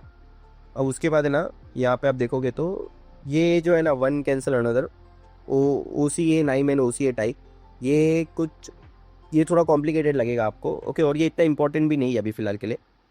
सो यहाँ पे वन कैंसिल अनदर ये वो वाला होता है, ठीक है, ये वो चीज़ होती है, इसको हम बाद में कभी गौर करेंगे, ये इतना इंपॉर्टेंट है नहीं, अनलेस आप कोई ग्रिड ट्रेडिंग स्ट्रेटेजी बना रहे हो, ये इतना इंपॉर्टेंट नहीं है, ठीक है। फिर यहाँ पे कमेंट जैसे कि मैंने आपको बता दिया। फिर यहाँ पे अलर्ट मैसेज है, अलर्ट मैसेज वही बेसिकली अगर आपको इसमें आपको चाहिए कि अलर्ट भी आ जाए तो यहाँ पे अलर्ट मैसेज आप डाल सकते हो। अलर्ट मैसेज में आप अपना वेबबुक पास कर सकते हो। जैसे आपका लॉन्ग एंट्री हो रहा है तो आपको एल्गो ट्रेडिंग करना है, तो एल्गो ट्रेडिंग में ब्रोकर आपको सिंटेक्स देता है लॉन्ग का, तो वो सिंटेक्स आप यहाँ पे डाल सकते हो। वो सिंटेक्स जो भी आपका एपीआई वगैरह रहेगा उसके बेसिस पे रहेगा, तो ऐसा की या सिंटेक्स रहेगा तो वो सिंटेक्स आप डाल सकते हो। फिर उसको आप एज एल्गो ट्रेडिंग में यूज़ कर सकते हो, ठीक है। तो यहाँ पे वो होता है, ये इसको हम यहाँ से बंद भी कर सकते हैं, ओके। बाई डिफ़ॉल्ट जो है आपको खाली ये दो चीज़ें डालनी है, ये दो चीज़ डाल दिया तो आपका एंट्री हो जाएगा। इसके बाद जितनी भी चीज़ें वो ऑप्शनल है। ये हो गया। अब स्ट्रेटेजी डॉट एंट्री मेरे ख्याल से आपको समझ में आ गया होगा। अब स्ट्रेटेजी डॉट क्लोज होता है। क्लोज क्या होता है वो मैं आपको बता रहा हूँ। स्ट्रेटेजी डॉट क्लोज जो है ना, ये आपकी जो ओपन पोजीशन है उसको क्लोज करता है। अगर कोई भी पोजीशन ओपन नहीं है तो कुछ नहीं करता है। तो यहाँ पे मैंने लॉन्ग लिखा है, तो ये जो लॉन्ग है ये इसकी आईडी है मेरी, ये ओपन पोजीशन की आईडी है। तो मैं चाहूँ तो इसको क्लोज कर सकता हूँ। अभी यहाँ पे एग्जांपल देख लीजिए, जैसे कि यहाँ पे हमने लॉन्ग एंट्री ली। ओके, लॉन्ग एंट्री देखिए यहाँ पे ली हमने, और फिर नेक्स्ट कैंडल में हमारा क्लोज होगा। यहाँ पे लॉन्ग एंट्री, फिर नेक्स्ट कैंडल में हमारा क्लोज होगा, क्योंकि जो हमारी कंडीशन है वो क्या है, वो बेसिकली क्लोज जो है वो हाई पाई पर होगा। मतलब ये हाई से अगर बढ़ा है तो हम ले लेंगे एग्जिट, इस तरीके से। ओके, अब इसका एक काम करते हैं, हम थोड़ा प्रैक्टिकल एग्जांपल लेते हैं तो आपको समझ में आएगा। ठीक है, तो लेट्स से कि मैंने ले लिया EMA और लेट्स से TA.EMA, और मैं यहाँ पे लेता हूँ क्लोज, और इसकी लेंथ लेता हूँ मैं 20। ठीक है, फिर यहाँ पे मैं लिख देता हूँ कि क्लोज जो है वो अगर छोटा है किससे, EMA से। ओके, और यहाँ पे मुझको close is greater than EMA लिख लें, तो बाय होते ही ट्रेड बंद हो जाएगी। ओके, फिर ये हो गया हमारा। अब यहाँ पे मैं प्लॉट कर देता हूँ EMA को, तो आपको ये अच्छे से दिखेगा। ठीक है, प्लॉट यहाँ पे मैं कर देता हूँ EMA, और इसको कलर देता हूँ कलर डॉट लाइव, और ये शॉर्ट को मैं फिलहाल के लिए कंट्रोल एंटर कर देता हूँ। अब यहाँ पर देखना क्या होगा, यहाँ पे देखिए इसने ट्रेड ली लॉन्ग एंट्री, फिर जैसे ये EMA के नीचे गया, EMA के नीचे इसने क्लोज दिया, यहाँ पे ले लिया हमने एग्जिट। तो हमने एग्जिट कैसे लिया, स्ट्रेटेजी डॉट क्लोज करके। अब इसमें भी बाय द वे कमेंट है, तो यहाँ पे मैं कमेंट लिख सकता हूँ, कमेंट इक्वल टू मैं लिख देता हूँ बाय एग्जिट, ऐसा कर दिया मैंने। तो यहाँ पर देखना, अब यहाँ पे बाय एग्जिट लिख के आ गया ऊपर साइड जैसे ही क्लोज हुई। तो इस तरीके से कंडीशन के बेस पे अगर आपको क्लोज करना है तो आप स्ट्रेटेजी डॉट क्लोज लिख सकते हो। कंडीशन के बेस पे अगर आपको क्लोज करना है, व्हाट इफ कि आपको कंडीशन के बेस पे क्लोज नहीं करना है, व्हाट इफ कि आपको कोई प्राइस लेवल के बेस पे क्लोज करना है, जैसे कि परसेंटेज 1% बिलो, 1% डाउन, या कुछ पॉइंट्स बिलो, कुछ पॉइंट डाउन, ऐसा आपको करना है, तो वो कैसे कर सकते हो वो अभी हम देखेंगे। तो एक होता है स्ट्रेटेजी डॉट एग्जिट करके, ये वो चीज़ है जिसके लिए आपको यूज़ करना पड़ेगा। ठीक है, तो इसको यूज़ करने के लिए ना मैं यहाँ पे क्या करता हूँ, मैं यहाँ पे ना लॉन्ग का टेक प्रॉफिट एंड एसएल ले लेता हूँ। ठीक है, यहाँ पे मैंने क्या किया, लॉन्ग एसएल इक्वल टू, यहाँ पे मैंने क्या कर दिया, strategy dot position average price. अब यहाँ पे जो strategy dot position average price है ना, ये क्या करता है, ये जो भी हमने ट्रेड ली है उसका एंट्री प्राइस क्या था वो यहाँ पे रिटर्न करता है। तो ये जो है ये हमारा एक्चुअल एंट्री प्राइस है। ठीक है, और इनटू, अगर मैं सॉरी माइनस करता हूँ मैं लॉन्ग एसएल के लिए। ओके, और लेट्स से कि मुझको कुछ सर्टन पॉइंट्स माइनस करने हैं। ठीक है, लेट्स से पॉइंट मुझको कितने माइनस करने हैं, अभी हम निफ्टी पे चल रहे हैं। ठीक है, तो हम एक काम करते हैं 50 पॉइंट डाल देते, 50 ज़्यादा हो जाएगा, हम एक काम करते हैं 25 पॉइंट डाल देते। ठीक है, तो 25 पॉइंट नीचे जो है हमारा एक एसएल होगा, और यहाँ पर अगर मैं यहाँ पे लॉन्ग टीपी करूँ और इसको इक्वल टू करूँ strategy dot position average price plus से 50 या फिर 25 रखते हैं हम। ठीक है, तो ये इस तरीके से ब्रैकेट रखा, देखो इस तरीके से जो हमारा टेक प्रॉफिट है और स्टॉप लॉस बन चुका है। ठीक है, ये हमको वैल्यू मिल चुकी है। अब अगर मुझको इसको यूज़ करना है तो मैं कैसे करूँगा, यहाँ पे इसको दो तरीके से मैं यूज़ कर सकता हूँ, या तो मैं ऐसे कर सकता हूँ स्ट्रेटेजी डॉट एग्जिट, और यहाँ पे मैं आईडी में यहाँ पे दे देता हूँ लॉन्ग। ओके, फ्रॉम एंट्री जो है, फ्रॉम एंट्री कौन सी होगी, फ्रॉम एंट्री में आपको ये वाली आईडी डालनी है। ठीक है, यहाँ पे मैं फ्रॉम एंट्री में भी आईडी डाल देता हूँ, फ्रॉम एंट्री में मैं यहाँ पे डाल देता हूँ लॉन्ग। दोनों जगह पे मैंने लॉन्ग डाला है, ये चलेगा, इसमें कोई दिक्कत नहीं है। अगर मैं चाहूँ तो इसको लॉन्ग 1 कर सकता हूँ, ऐसा भी कर सकता हूँ। ठीक है, फिर यहाँ पर ऐसे मैंने यहाँ पे जो स्टॉप है, स्टॉप जो है, स्टॉप मतलब कि यहाँ पे स्टॉप लॉस को मैं कर देता हूँ लॉन्ग एसएल, और लिमिट मतलब होता है यहाँ पे टेक प्रॉफिट। ठीक है, लिमिट मतलब टारगेट, तो यहाँ को मैं डाल देता हूँ टारगेट। इस तरीके से हमारा जो स्टॉप लॉस टारगेट बन चुका। फिर ठीक है, फिर मैं यहाँ पे कमेंट डाल देता हूँ, कमेंट में मैं डाल देता हूँ यहाँ पे लॉन्ग एग्जिट, इस तरीके से। ठीक है, और इस वाले को मैं बंद कर देता हूँ, जो हमारा ये वाला एग्जिट था कंडीशनल, इसको मैं बंद कर देता हूँ। और अगर मैं इसको कंट्रोल एंटर मारूँ, ओके, तो अब यहाँ पर देखना, अब यहाँ पर हमने बाय एंट्री की और यहाँ पे देखिए लॉन्ग एग्जिट आया। तो यहाँ पे एग्जिट जो है वो इस पॉइंट पे, पिछली बार हमारा जो क्लोज के बेसिस पे एग्जिट हो रहा था, लेकिन यहाँ पे देखिए रनिंग कैंडल पे एग्जिट हुआ है। और यहाँ पर अगर मैं इसको मेजर करूँ तो अब एक्जैक्टली देखना कि यहाँ पे 25 पॉइंट्स ही रहेंगे। तो यहाँ का अगर मैं इसको मेजर करूँ तो ये 25 पॉइंट्स ही है। ठीक है, सो ये इस तरीके से वर्क करता है। अब यहाँ पर मैं चाहूँ तो मैं इसको, अभी यहाँ पे मैंने कहाँ लिखा है, इसको मैंने लिखा है ग्लोबल स्कोप में। अब मैं चाहूँ तो इसको लोकल स्कोप में भी लिख सकता हूँ। अब मैं ऐसा भी कर सकता हूँ, if strategy dot position size is greater than 0। अब स्ट्रेटेजी डॉट पोजीशन साइज जो है वो क्वांटिटी रिटर्न करता है, वो ये रिटर्न करता है कि ये स्ट्रेटेजी ने कितना क्वांटिटी बाय किया। तो यहाँ पे देखना है स्ट्रेटेजी ने कितना क्वांटिटी बाय किया, 1, तो ये कितना रिटर्न करेगा, 1। अगर 10 बाय किया रहता तो 10 रिटर्न करता। और अगर आप जब सेल करते हो तो यहाँ पे ये नेगेटिव वैल्यू रिटर्न करता है। अगर आपने सेल किया तो -1 रिटर्न करेगा, 10 क्वांटिटी सेल किया तो -10 रिटर्न करेगा। तो अगर स्ट्रेटेजी डॉट पोजीशन साइज अगर ग्रेटर देन 0 है तो इसको आप बोल सकते हो लॉन्ग। इसका मतलब क्या है कि अगर हम लॉन्ग ट्रेड में है तो ये ट्रू रहेगा, और अगर स्ट्रेटेजी डॉट पोजीशन साइज जो है वो अगर स्मॉलर देन 0 है तो ये जो है हमारी ये हो गया शॉर्ट ट्रेड। ओके, और अगर स्ट्रेटेजी डॉट पोजीशन साइज जो है वो अगर इक्वल टू 0 है तो इसका मतलब क्या है, नो ट्रेड, मतलब हम कोई भी ट्रेड में नहीं है। तो ये इस तरीके से यूज़ कर सकते हो इसको। ये जो चेक है काफ़ी इंपॉर्टेंट है इन फ्यूचर। अगर आपको स्ट्रेटेजी बना रहे हो जिसमें आपको समझ लो कि एक स्पेसिफिक क्वांटिटी तक ये जाना है, जैसे आपको 300 क्वांटिटी चाहिए मैक्स टू मैक्स एक बार में, तो आप यहाँ पे डाल सकते हो strategy dot quantity size, sorry strategy dot position size अगर 300 से बड़ा है या 300 के बराबर आ चुका है तो हमको ट्रेड नहीं लेना है, ऐसा आप कंडीशन डाल सकते हो। या स्मॉलर देन अगर 300 है तभी हमको ट्रेड लेना है, तो ये कंडीशन हो गया। या तो आप ये चेक करने के लिए डाल सकते हो कि पोजीशन साइज ग्रेटर देन बड़ी, लॉन्ग में है हम, शॉर्ट में है, या कोई भी पोजीशन में नहीं है ऐसा। तो उसमें इसके एप्लीकेशन है, उसमें आप ये यूज़ कर सकते हो। ये हो गया। फिर अब इसके बाद हमको अगर परसेंटेज में लेना है तो परसेंटेज में हम कैसे ले सकते हैं। परसेंटेज में आपको लेना है तो आपको इस तरीके से लेना पड़ेगा। आपको यहाँ पे डालना पड़ेगा strategy dot position average price. Okay, इसको आपको इंटू करना पड़ेगा। इंटू आपको कितने परसेंट से करना है, जैसे कि मुझको 1% स्टॉप लॉस नीचे रखना है तो 1 डिवाइड बाय 100, तो ये होता है, ये 1% होता है। 1 divide by 100 is 1%। 5 divided by 100 is basically 5%। Okay, और 0.01 ये भी 1% होता है। 0.05 ये 5% होता है। 0.1 ये 10% होता है। ठीक है, बेसिक मैथ। तो यहाँ पे आप 0.1 भी लिख सकते हो, या तो फिर आप 1 डिवाइडेड बाय 100 भी लिख सकते हो। और बेसिकली अगर ये हम यहाँ पे करते हैं, ठीक है, और ऐसे यहाँ पे भी कर दिया, तो यहाँ पे 1% का टारगेट और 1% का स्टॉप लॉस लग रहा है। कैसे लग रहा है कि strategy dot position average price है, फिर इसको हम माइनस कर रहे हैं किससे, इसकी 1% वैल्यू से। लेट्स से कि इसकी वैल्यू थी 1000, तो 1000 का 1% कितना होता है, 10। तो यहाँ पे 10 पॉइंट नीचे आपका स्टॉप लॉस लगेगा 990 पे। ओके, अगर मैं यहाँ पे इंटर मारूँ तो अब भी ये जो वैल्यू है ना ये लगभग 1% के आसपास हो जाएगा। ठीक है, तो यहाँ पे देखिए हम कहाँ पे एग्जिट हुए, यहाँ पे बाय एंट्री लिया।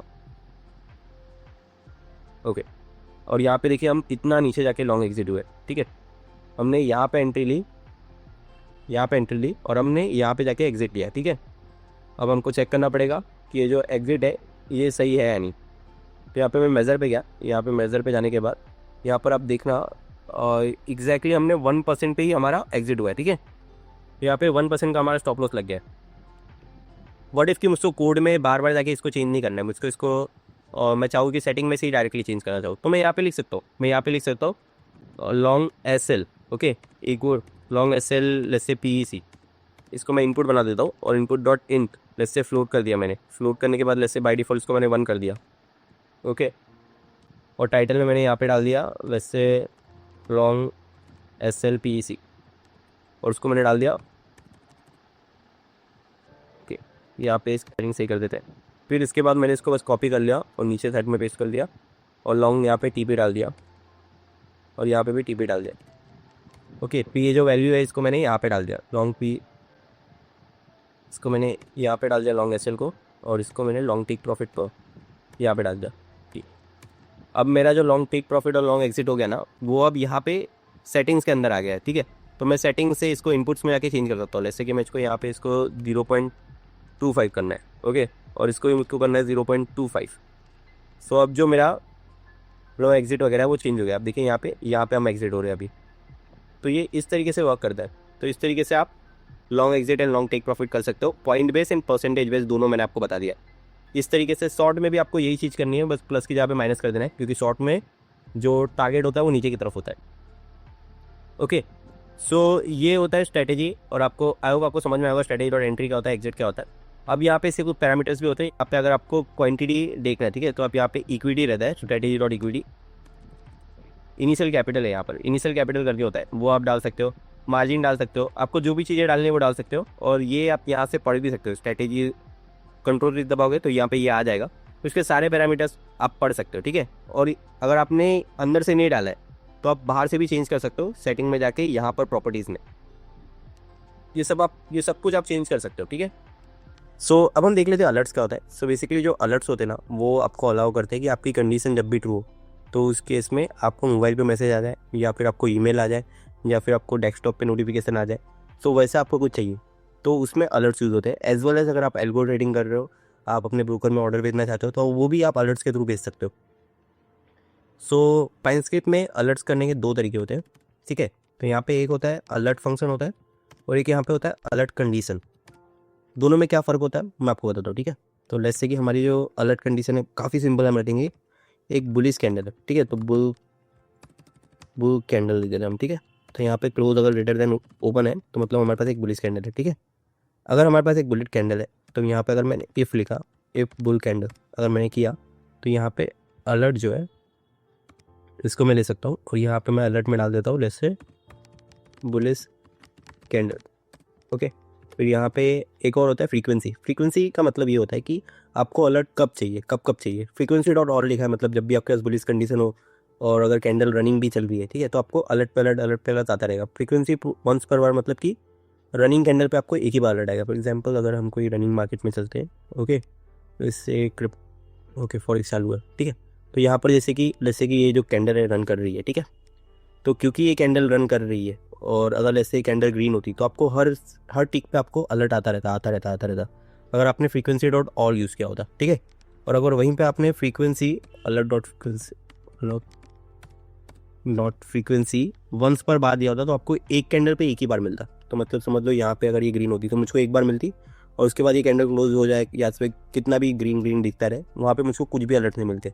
और वंस पर बार क्लोज का मतलब क्या होता है, एक होता है वंस पर बार क्लोज मतलब कि कैंडल की क्लोजिंग पे हमको अलर्ट मिलेगा।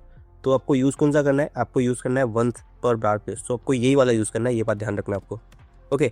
अब अलर्ट मैंने ये किया, ठीक है। अब मैं इसको हटा देता हूँ, और अगर मैं इसको कंट्रोल इंटर करूँ तो ये जो है ये चार्ट पे लग जाएगा। अब यहाँ पे मैं इसकी सेटिंग्स पे जा सकता हूँ। सेटिंग्स के बाजू में 3 डॉट दिख रहे होंगे, यहाँ पे आपको जाना है, फिर अलर्ट्स पे जाना है।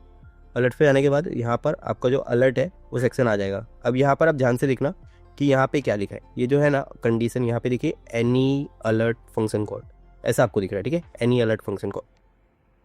अब अगर यहाँ पे मुझको चूज़ करने नहीं मिल रहा है कि मुझको कौन सा अलर्ट चाहिए, ठीक है, जो कि अच्छी बात है। अगर आप अलर्ट कंडीशन डालोगे तो आपको एक बॉक्स मिलेगा जिसमें आप चूज़ कर सकते हो। जैसे कि मैंने बुल कैंडल डाला, ठीक है, यहाँ पे बुल कैंडल डाला, और उसके बाद यहाँ पे मैं इसको टाइटल दे देता हूँ। जैसे टाइटल दे देता हूँ मैं अलर्ट 1, ओके। तो अलर्ट 1 जो है वो मेरा टाइटल है, अलर्ट 1 मेरा टाइटल है। अब यहाँ पर क्या होगा, यहाँ पर मैं जो मैसेज है, ठीक है, मैसेज में मैंने डाल देता हूँ यहाँ पे पुलिस कैंडल, फिर मैसेज में डाल देता हूँ पुलिस कैंडल। तो यहाँ पे ना, यहाँ पर क्या होगा, यहाँ पे एक चेकबॉक्स क्रिएट होगा अलर्ट 1 नाम का, ठीक है। अगर मैं इसको कंट्रोल इंटर मारूँ, और अगर मैं यहाँ पे जाऊँ, अपडेट हो चुका है, यहाँ पे जाऊँ मैं, और अगर मैं ऐड स्क्रिप्ट पे जाऊँ तो यहाँ पे देखना एक चेकबॉक्स आएगा, नीचे साइड में एक चेकबॉक्स आएगा जिसमें अलर्ट 1 करके लिख के आएगा, ठीक है, माई स्क्रिप्ट क्या। अब यहाँ पे जैसे कि मैं इसमें एक और डाल दे रहा हूँ, ठीक है। यहाँ पे प्रीटी श्योर एक ही अलर्ट है, इसके वजह से नहीं आ रहा है। यहाँ पे मैं एक की जगह पे इसको 2 डाल दे रहा हूँ, ठीक है, अलर्ट 2 डाल दे रहा हूँ। और यहाँ पे मैं डाल देता हूँ एक और कंडीशन बियर कैंडल, और इसको भी इक्वल टू मैं कर देता हूँ क्लोज स्मॉलर देन ओपन, मतलब अगर ये पुलिस बैरिस कैंडल है। और यहाँ पे मैं इसको डाल देता हूँ बियर कैंडल अलर्ट 2, यहाँ पे लिख देता हूँ पेरिस कैंडल, ठीक है। अब यहाँ पे मैंने इसको कंट्रोल इंटर मारा, अब यहाँ पे आ चुका है। अब मैं इस पे जाऊँ अलर्ट्स पे जाऊँ, देन यहाँ पे मैसेज, यहाँ पर अगर मैं जाऊँ alert any alert call function call, तो यहाँ पे देखिए 2 चेकबॉक्स आपको दिख रहे हैं, अलर्ट 1 एंड अलर्ट 2। तो ये इसकी वजह से दिख रहे हैं। अगर मैं एनी फंक्शन कॉल करूँ ना, तो मतलब जो भी अलर्ट आएगा वो आ जाएगा। लेकिन अगर मुझसे स्पेसिफिकली यूज़ करना है, इसमें से एक तो मेरे को यूज़ करना है, ठीक है, तो मैं चाहूँ तो यूज़ कर सकता हूँ। बट ओवरऑल इसका आप यूज़ ज़्यादा करो, इसका यूज़ आप स्पेशल केसेस में ही कर सकते हो, और इसको आप अवॉइड करोगे तो ही ज़्यादा अच्छा है, ठीक है। क्योंकि ये जो है ना, इसमें फ़र्क क्या है कि आप इसको अलर्ट ये ब्लॉक के अंदर ही नहीं यूज़ कर सकते हो। अलर्ट को आप कहीं पे भी यूज़ कर सकते हो, ठीक है। लेकिन इसको जो है, इसको आप लोकल स्कोप में नहीं यूज़ कर सकते हो। अगर आप यहाँ पे यूज़ करने जाओगे लोकल स्कोप में, टैप करोगे तो आपको यहाँ पे एक एरर देगा, ठीक है। तो इससे अच्छा ये है कि आप इसको यूज़ करो। सो अभी तक जितना भी हमने सीखा है उसके बेसिस पे हम एक स्ट्रैटेजी बनाएंगे, तो आपको क्लियर हो जाएगा कि आप खुद की स्ट्रैटेजी इंडिकेटर किस तरीके से बना सकते हो, okay. So first of all कभी भी आप पाइन स्क्रिप्ट में कुछ भी बनाओ, सो आप नोट डाउन कर लो कि आपको क्या क्या चीज़ें चाहिए, ठीक है। सो अभी फ़िलहाल के लिए हम एक EMA स्ट्रैटेजी बनाएंगे। सो EMA स्ट्रैटेजी बनाने के लिए हमको एक EMA चाहिए, तो हम यहाँ पे EMA डाल देते हैं। एक मूविंग एवरेज आ गया, ओके। और ये मूविंग एवरेज चाहिए मुझको, इसकी लेंथ हम लेंगे 100। सो हमारी स्ट्रैटेजी काफ़ी सिंपल है।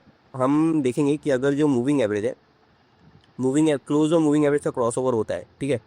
सो अगर क्लोज जो है वो EMA के ऊपर आता है, तो हम यहाँ पे लेंगे लॉन्ग एंट्री, और हम इसको क्लोज कर देंगे जब क्लोज जो है वो EMA के नीचे आ गया। और यहाँ पे हम शॉर्ट एंट्री भी चालू करेंगे, ठीक है। तो लॉन्ग शॉर्ट वाला है, और इसको हम दो तरीके से यूज़ करेंगे कि हमको EMA को as a trailing stop loss use करना है। मतलब हमने यहाँ पे लॉन्ग एंट्री ली, तो हम जब तक EMA के नीचे क्लोज नहीं हो रहा तब तक एसिड नहीं लेंगे। या तो हम ये ट्रेलिंग स्टॉप लॉस यूज़ करेंगे, या तो हम एक फिक्स स्टॉप लॉस लगा देंगे जो कि परसेंटेज बेस होगा। परसेंटेज बेस पे टारगेट एंड टेक प्रॉफिट हम लगा देंगे इसके अंदर। सो ये दो तरीके से हम यूज़ करके यहाँ पर इसको इस तरीके से बनाएंगे कि आपको दोनों में से कोई भी चीज़ चूज़ कर सकते हो। आप सेटिंग के ऑप्शन में चूज़ कर सकते हो कि आपको ट्रेलिंग रखना है या फिर आपको फिक्स रखना है। सो ये है ओवरऑल स्ट्रैटेजी का कॉन्सेप्ट। तो अब हम इसको बनाना चालू करते हैं, ठीक है। तो बनाने के लिए सबसे पहले ये जो है ये हमारी एक स्ट्रैटेजी है, तो Ctrl+K+S ये स्ट्रैटेजी पे आ गए। हम इसको हटा देते हैं यहाँ से, ओके। और यहाँ पर हम लिखना चालू करते हैं। तो पहले हमें EMA चाहिए, ठीक है। तो हम यहाँ पे लिखेंगे EMA length equal to input dot integer, और यहाँ पर इसकी लेंथ है तो मैंने 100 कर दिया। फिर यहाँ पर मैं लिख देता हूँ EMA लेंथ इक्वल टू, ये हो गया। फिर हमको क्या चाहिए कि हमको लॉन्ग SL रखना है या नहीं रखना है, ठीक है। हमको SL जो है वो ट्रेलिंग स्टॉप लॉस रखना है या सिंपल 1 2 3 कट कर देना, ठीक है। 1 2 3 स्टार्ट। सो इसके बाद हमको क्या चाहिए कि हमको ट्रेलिंग स्टॉप लॉस रखना है, सिंपल रखना है, ठीक है। तो यहाँ पे मैं लिख देता हूँ SL टाइप भी लिख सकते हैं, हम एग्जिट टाइप भी लिख सकते हैं। तो मैंने SL टाइप लिख दिया यहाँ पे डाल दिया इनपुट डॉट स्ट्रिंग, ओके। और यहाँ पे मैंने डाल दिया बाय डिफ़ॉल्ट ये ट्रेलिंग है, और यहाँ पे मैं ऑप्शन में डाल देता हूँ choose exit type equal to. फिर यहाँ पे मैं ऑप्शन में डाल देता हूँ इसके, ऑप्शन में इसके दो है यहाँ पे, या तो ये ट्रेलिंग होगा या तो ये होगा हमारा फिक्स्ड मतलब कि परसेंटेजेस, ठीक है। ये हो गया। फिर यहाँ पे हम डाल देते हैं SL लॉन्ग, या फिर हम के SLPEC, ठीक है। SL परसेंटेज इक्वल टू, यहाँ पे डाल देता हूँ मैं इनपुट डॉट, यहाँ पे मैंने डाल दिया फ्लोट। बाय डिफ़ॉल्ट मैं इसको रखूँगा 1%। फिर यहाँ पे मैं डाल दूँगा SL परसेंटेज, या फिर मैं SL और परसेंटेज का सिंबल डाल दे रहा हूँ, ठीक है, इक्वल टू। और उसको मैं ग्रुप में ले लेता हूँ, उसको ग्रुप में ले लेता हूँ मैं, और यहाँ पे ग्रुप में हम डाल देते टारगेट एंड TP SLTP, और इसको मैं एक और बार रिपीट कर देता हूँ, और यहाँ पे SL की जगह पे TP डाल देता हूँ। यहाँ पे TP डाल दिया। इस तरीके से हमारा जो यूज़र इनपुट्स है वो हो चुके हैं, ठीक है। फिर यहाँ पर हम इसके बाद हम क्या करेंगे, हम EMA लेंगे, ठीक है। तो हम EMA लेने के लिए TA.EMA लिखेंगे और क्लोज, और जो हमारा EMA लेंथ है वो, ठीक है। तो उसके बाद हम प्लॉट EMA कर देंगे। बाय द वे ये जो है ये एग्जैक्ट सही तरीका नहीं है आपको अगर चीज़ों को जाना है, लेकिन अगर आप बिगिनर हो तो आप इस तरीके से यूज़ करो, आप स्टेप बाय स्टेप यूज़ करो, ठीक है। क्योंकि अगर आप प्रो हो ना तो आप यूज़ कर सकते हो कैसा कि यहाँ पर आपको है ना, यहाँ पर आप यूज़र इनपुट डाल सकते हो। फिर उसके बाद आपके जो भी फंक्शंस वगैरह है, कैलकुलेशंस वगैरह है वो, फिर उसके बाद आपकी स्ट्रैटेजी वगैरह, फिर लास्ट में प्लॉट वगैरह, इस तरीके से आपको जाना चाहिए। लेकिन अगर आप बिगिनर हो तो आप चीज़ों को समझने के लिए है ना, आप ये वाला तरीका यूज़ करो जिसमें आप है ना एक चीज़ ऊपर डालो, फिर उसके बाद उसका इंडिकेटर, फिर उसको प्लॉट। तो ऐसा करोगे तो वो सेक्शन में रहेगा। अगर आपके इंडिकेटर छोटे इंडिकेटर्स ही है तो ये तरीका ज़्यादा अच्छा है, ठीक है, आपको समझने के लिए। तो यहाँ पर हम EMA लिखते हैं, फिर यहाँ पर इसके बाद टाइटल में हम डालते हैं EMA। फिर यहाँ पे मैं कलर डालता हूँ, कलर इक्वल टू मैं डालता हूँ अगर क्लोज जो है वो अगर EMA से बड़ा है तो मैं इसका कलर करूँगा कलर डॉट ग्रीन, एल्स में इसका कलर करूँगा कलर डॉट रेड, और अब मैं इसको कंट्रोल एंटर करूँगा, ठीक है। बार रिप्ले नहीं चाहिए हमें, ओके। कंट्रोल एंटर करूँगा। अब यहाँ पे मैं इसको बंद करूँ तो यहाँ पे देखना जब भी ये क्लोज जो है EMA के ऊपर है तो इसका कलर ग्रीन है, और जब भी ये नीचे आ रहा है तो यहाँ पे इसका कलर रेड हो रहा है। लाइन थोड़ी छोटी है तो मैं इसकी लाइन विड्थ को बढ़ा देता हूँ। हम यहाँ पे लाइन विड्थ कर देते, लाइन विड्थ इक्वल टू 2, तो यहाँ पे थोड़ा मोटा हो जाएगा, ओके। ये हो गया। अब इसके बाद हम यहाँ पे जो हमारा एंट्री एंड एग्जिट लॉजिक है वो लिखेंगे, ठीक है। तो यहाँ पे लॉन्ग जो है वो इक्वल टू क्या है, वो है T A dot cross over of what, close value 1 and E M as value 2। और जो शॉर्ट है हमारा वो क्या है, वो है T A dot cross under और what, close and E M A. Then उसके बाद यहाँ पर इफ़ अगर हमारे पास लॉन्ग है तो हम क्या करेंगे, हम स्ट्रेटेजी डॉट एंट्री यहाँ पे डाल देंगे लॉन्ग, यहाँ पे डाल देंगे स्ट्रेटेजी डॉट लॉन्ग और यहाँ पे कमेंट में हम डाल देंगे लॉन्ग एंट्री, ठीक है। और एग्जैक्ट सेम चीज़ को हम क्या करते हैं, कॉपी पेस्ट करते हैं नीचे। फिर यहाँ पे हम डबल चलेंगे शॉर्ट, अगर हमारे पास है तो हमको यहाँ पे क्या लिखना है, लॉन्ग की जगह पे शॉर्ट और यहाँ पर शॉर्ट और यहाँ पे लॉन्ग एंट्री की जगह पे शॉर्ट एंट्री, ओके। अगर बस आप इतना भी लिखोगे ना तो आपका जो पहला स्टेप वाला था, जो आपको ट्रेलिंग के बेसिस पे करना था स्ट्रैटेजी, वो तो आपका हो जाएगा, ठीक है। तो यहाँ पे आपकी जो स्ट्रैटेजी है ना, ये ट्रेलिंग के बेसिस पे बाहर जो प्लेस एग्जिट कर सब, तो यहाँ पे आपकी जो स्ट्रैटेजी है ये अब आ गई है ट्रेलिंग के बेसिस पे, ठीक है। तो आप यहाँ पे चेक कर सकते हो कि यहाँ पे देखिए, यहाँ पे हमारा लॉन्ग एंट्री हुआ, फिर जब यहाँ पे नीचे गया तो हमारा यहाँ पे लॉन्ग एग्जिट हुआ और शॉर्ट एंट्री हुआ। तो यहाँ पे बाय सेल कर रहे हैं, ओके। लेकिन मुझको क्या करना है, मुझको यहाँ पे एक ऑप्शन रखना है, ठीक है, कि मुझको ट्रेलिंग यूज़ करना है या फिर मुझको फिक्स यूज़ करना है, ठीक है।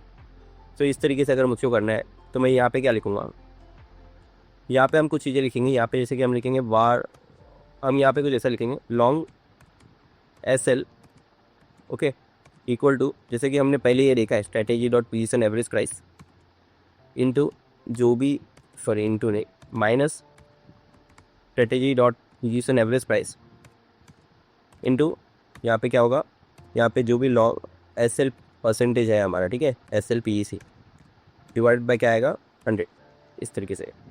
तो ये हमने अभी वीडियो में कुछ टाइम पहले ये एक्सप्लेन किया है, ठीक है। तो इसी चीज़ को मुझको 4 बार रिपीट करना है, सॉरी यहाँ पे हमने किया, यहाँ पर ये होगा शॉर्ट एस एल,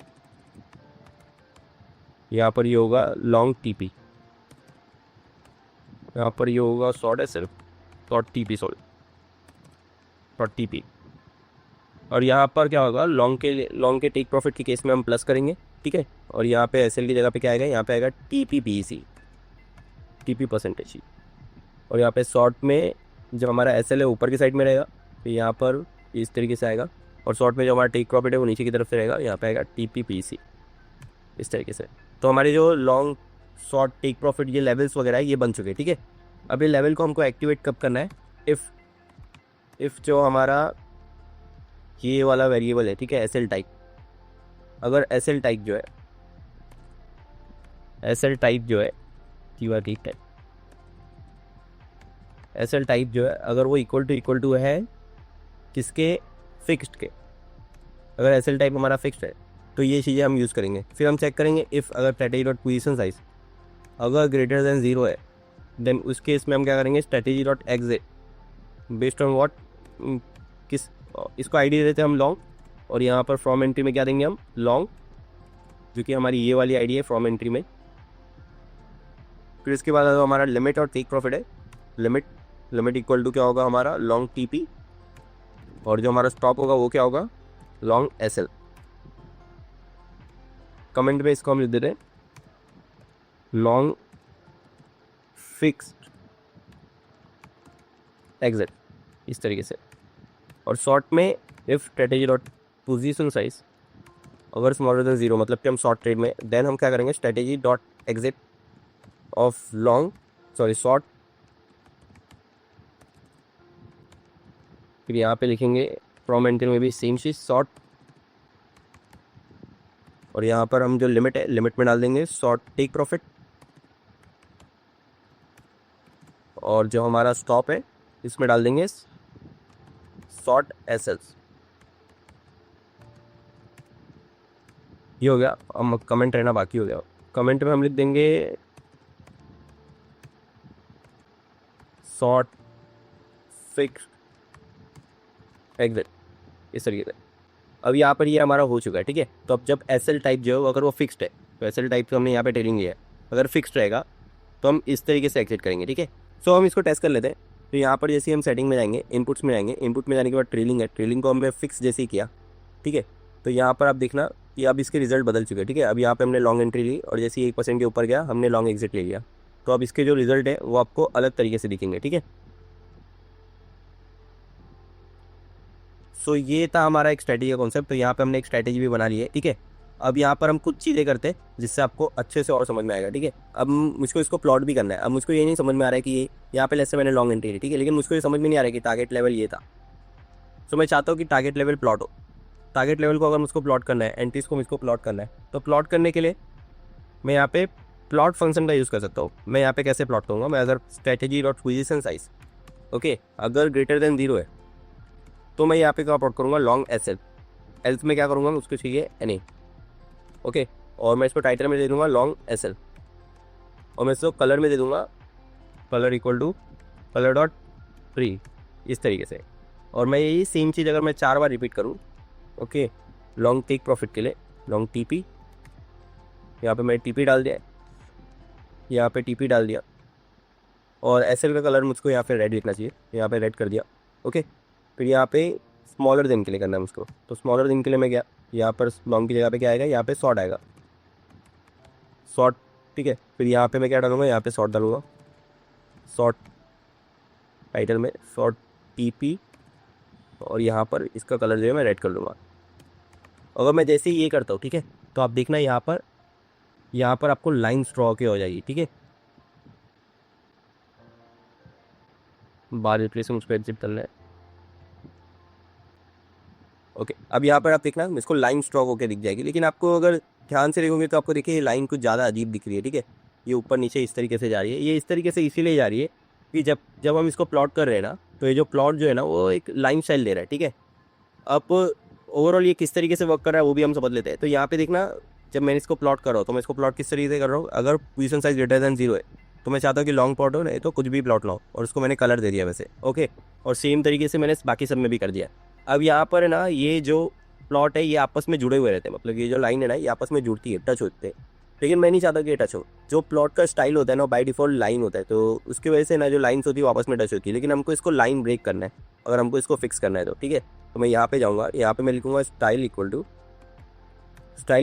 यहाँ पे लिखूँगा plot dot line style, plot dot style line break, sorry, इस तरीके से होता है ये अगर मैं डालूंगा तो यहाँ पर जो है ना, यहाँ पे ये लाइन आपस में टच नहीं होगी, और मैं सब में डालूँ ये, और मैं अगर इसको कंट्रोल इंटर मारूँ तो आप देखना ये जो जितनी आपको लाइन जुड़ी हुई दिख रही थी ना ये सब हट जाएगी। अब देखना आपको यहाँ पे स्ट्रेट लाइन दिख रही होगी, ठीक है। अब देखो यहाँ पे हमने लॉन्ग एंट्री ली, तो यहाँ पे आपको स्टेप टारगेट का और एसएल का लाइन आपको दिख रहा है, और ये जो टारगेट एसएल है ये आपको चेंजेबल है, आप यहाँ से इनको चेंज कर सकते हो। सो ओवरऑल यही था आपका स्ट्रैटेजी। आप यहाँ पे देख सकते हो कि यहाँ पे आपको प्लॉट्स वगैरह भी ठीक से दिख रहे हैं, यहाँ पे एंट्री वगैरह भी हो रही है, और इसके रिजल्ट वगैरह आप यहाँ पे देख सकते हो, ओके। और ओवरऑल मैंने आपको प्लॉट भी बता दिया कि किस तरीके से आप जो लाइन जो भी टारगेट एंड स्ट्राइक प्रॉफिट है उसको आप किस तरीके से प्लॉट कर सकते हो, ठीक है। और यहाँ पे हमने दोनों तरीके से टारगेट यूज़ करना भी सीख लिया है कि आपको ट्रेलिंग यूज़ करना है तो कैसे कर सकते हो, और फिक्स यूज़ करना है तो कैसे कर सकते हो।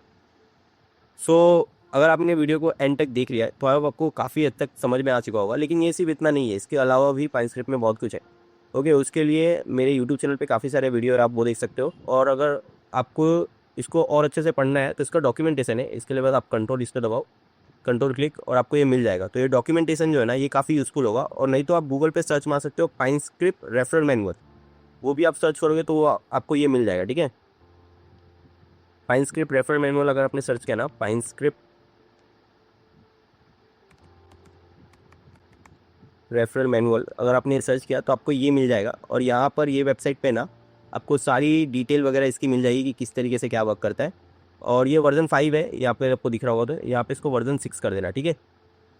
तो आपको वर्जन 6 में ही रहना है, वर्जन 5 भी थोड़ा आउटडेटेड है। यहाँ पे लेट्स से कि मैं इसको वर्जन 6 कर दूँ तो यहाँ पे वर्जन 6 का आ जाएगा, ठीक है। तो ओवरऑल यही था, और आपको इसमें कुछ भी डाउट है तो नीचे कमेंट में लिख सकते हो, और इस पर जो टॉपिक बच चुके हैं उन पर ये हम सेपरेट वीडियो अलग से बना देंगे इस चैनल पे। तो आप इस चैनल को सब्सक्राइब करके रखिए, और इस चैनल में काफ़ी सारे वीडियोस अवेलेबल है आपके सीखने के लिए, तो आप उनको भी देख सकते हो।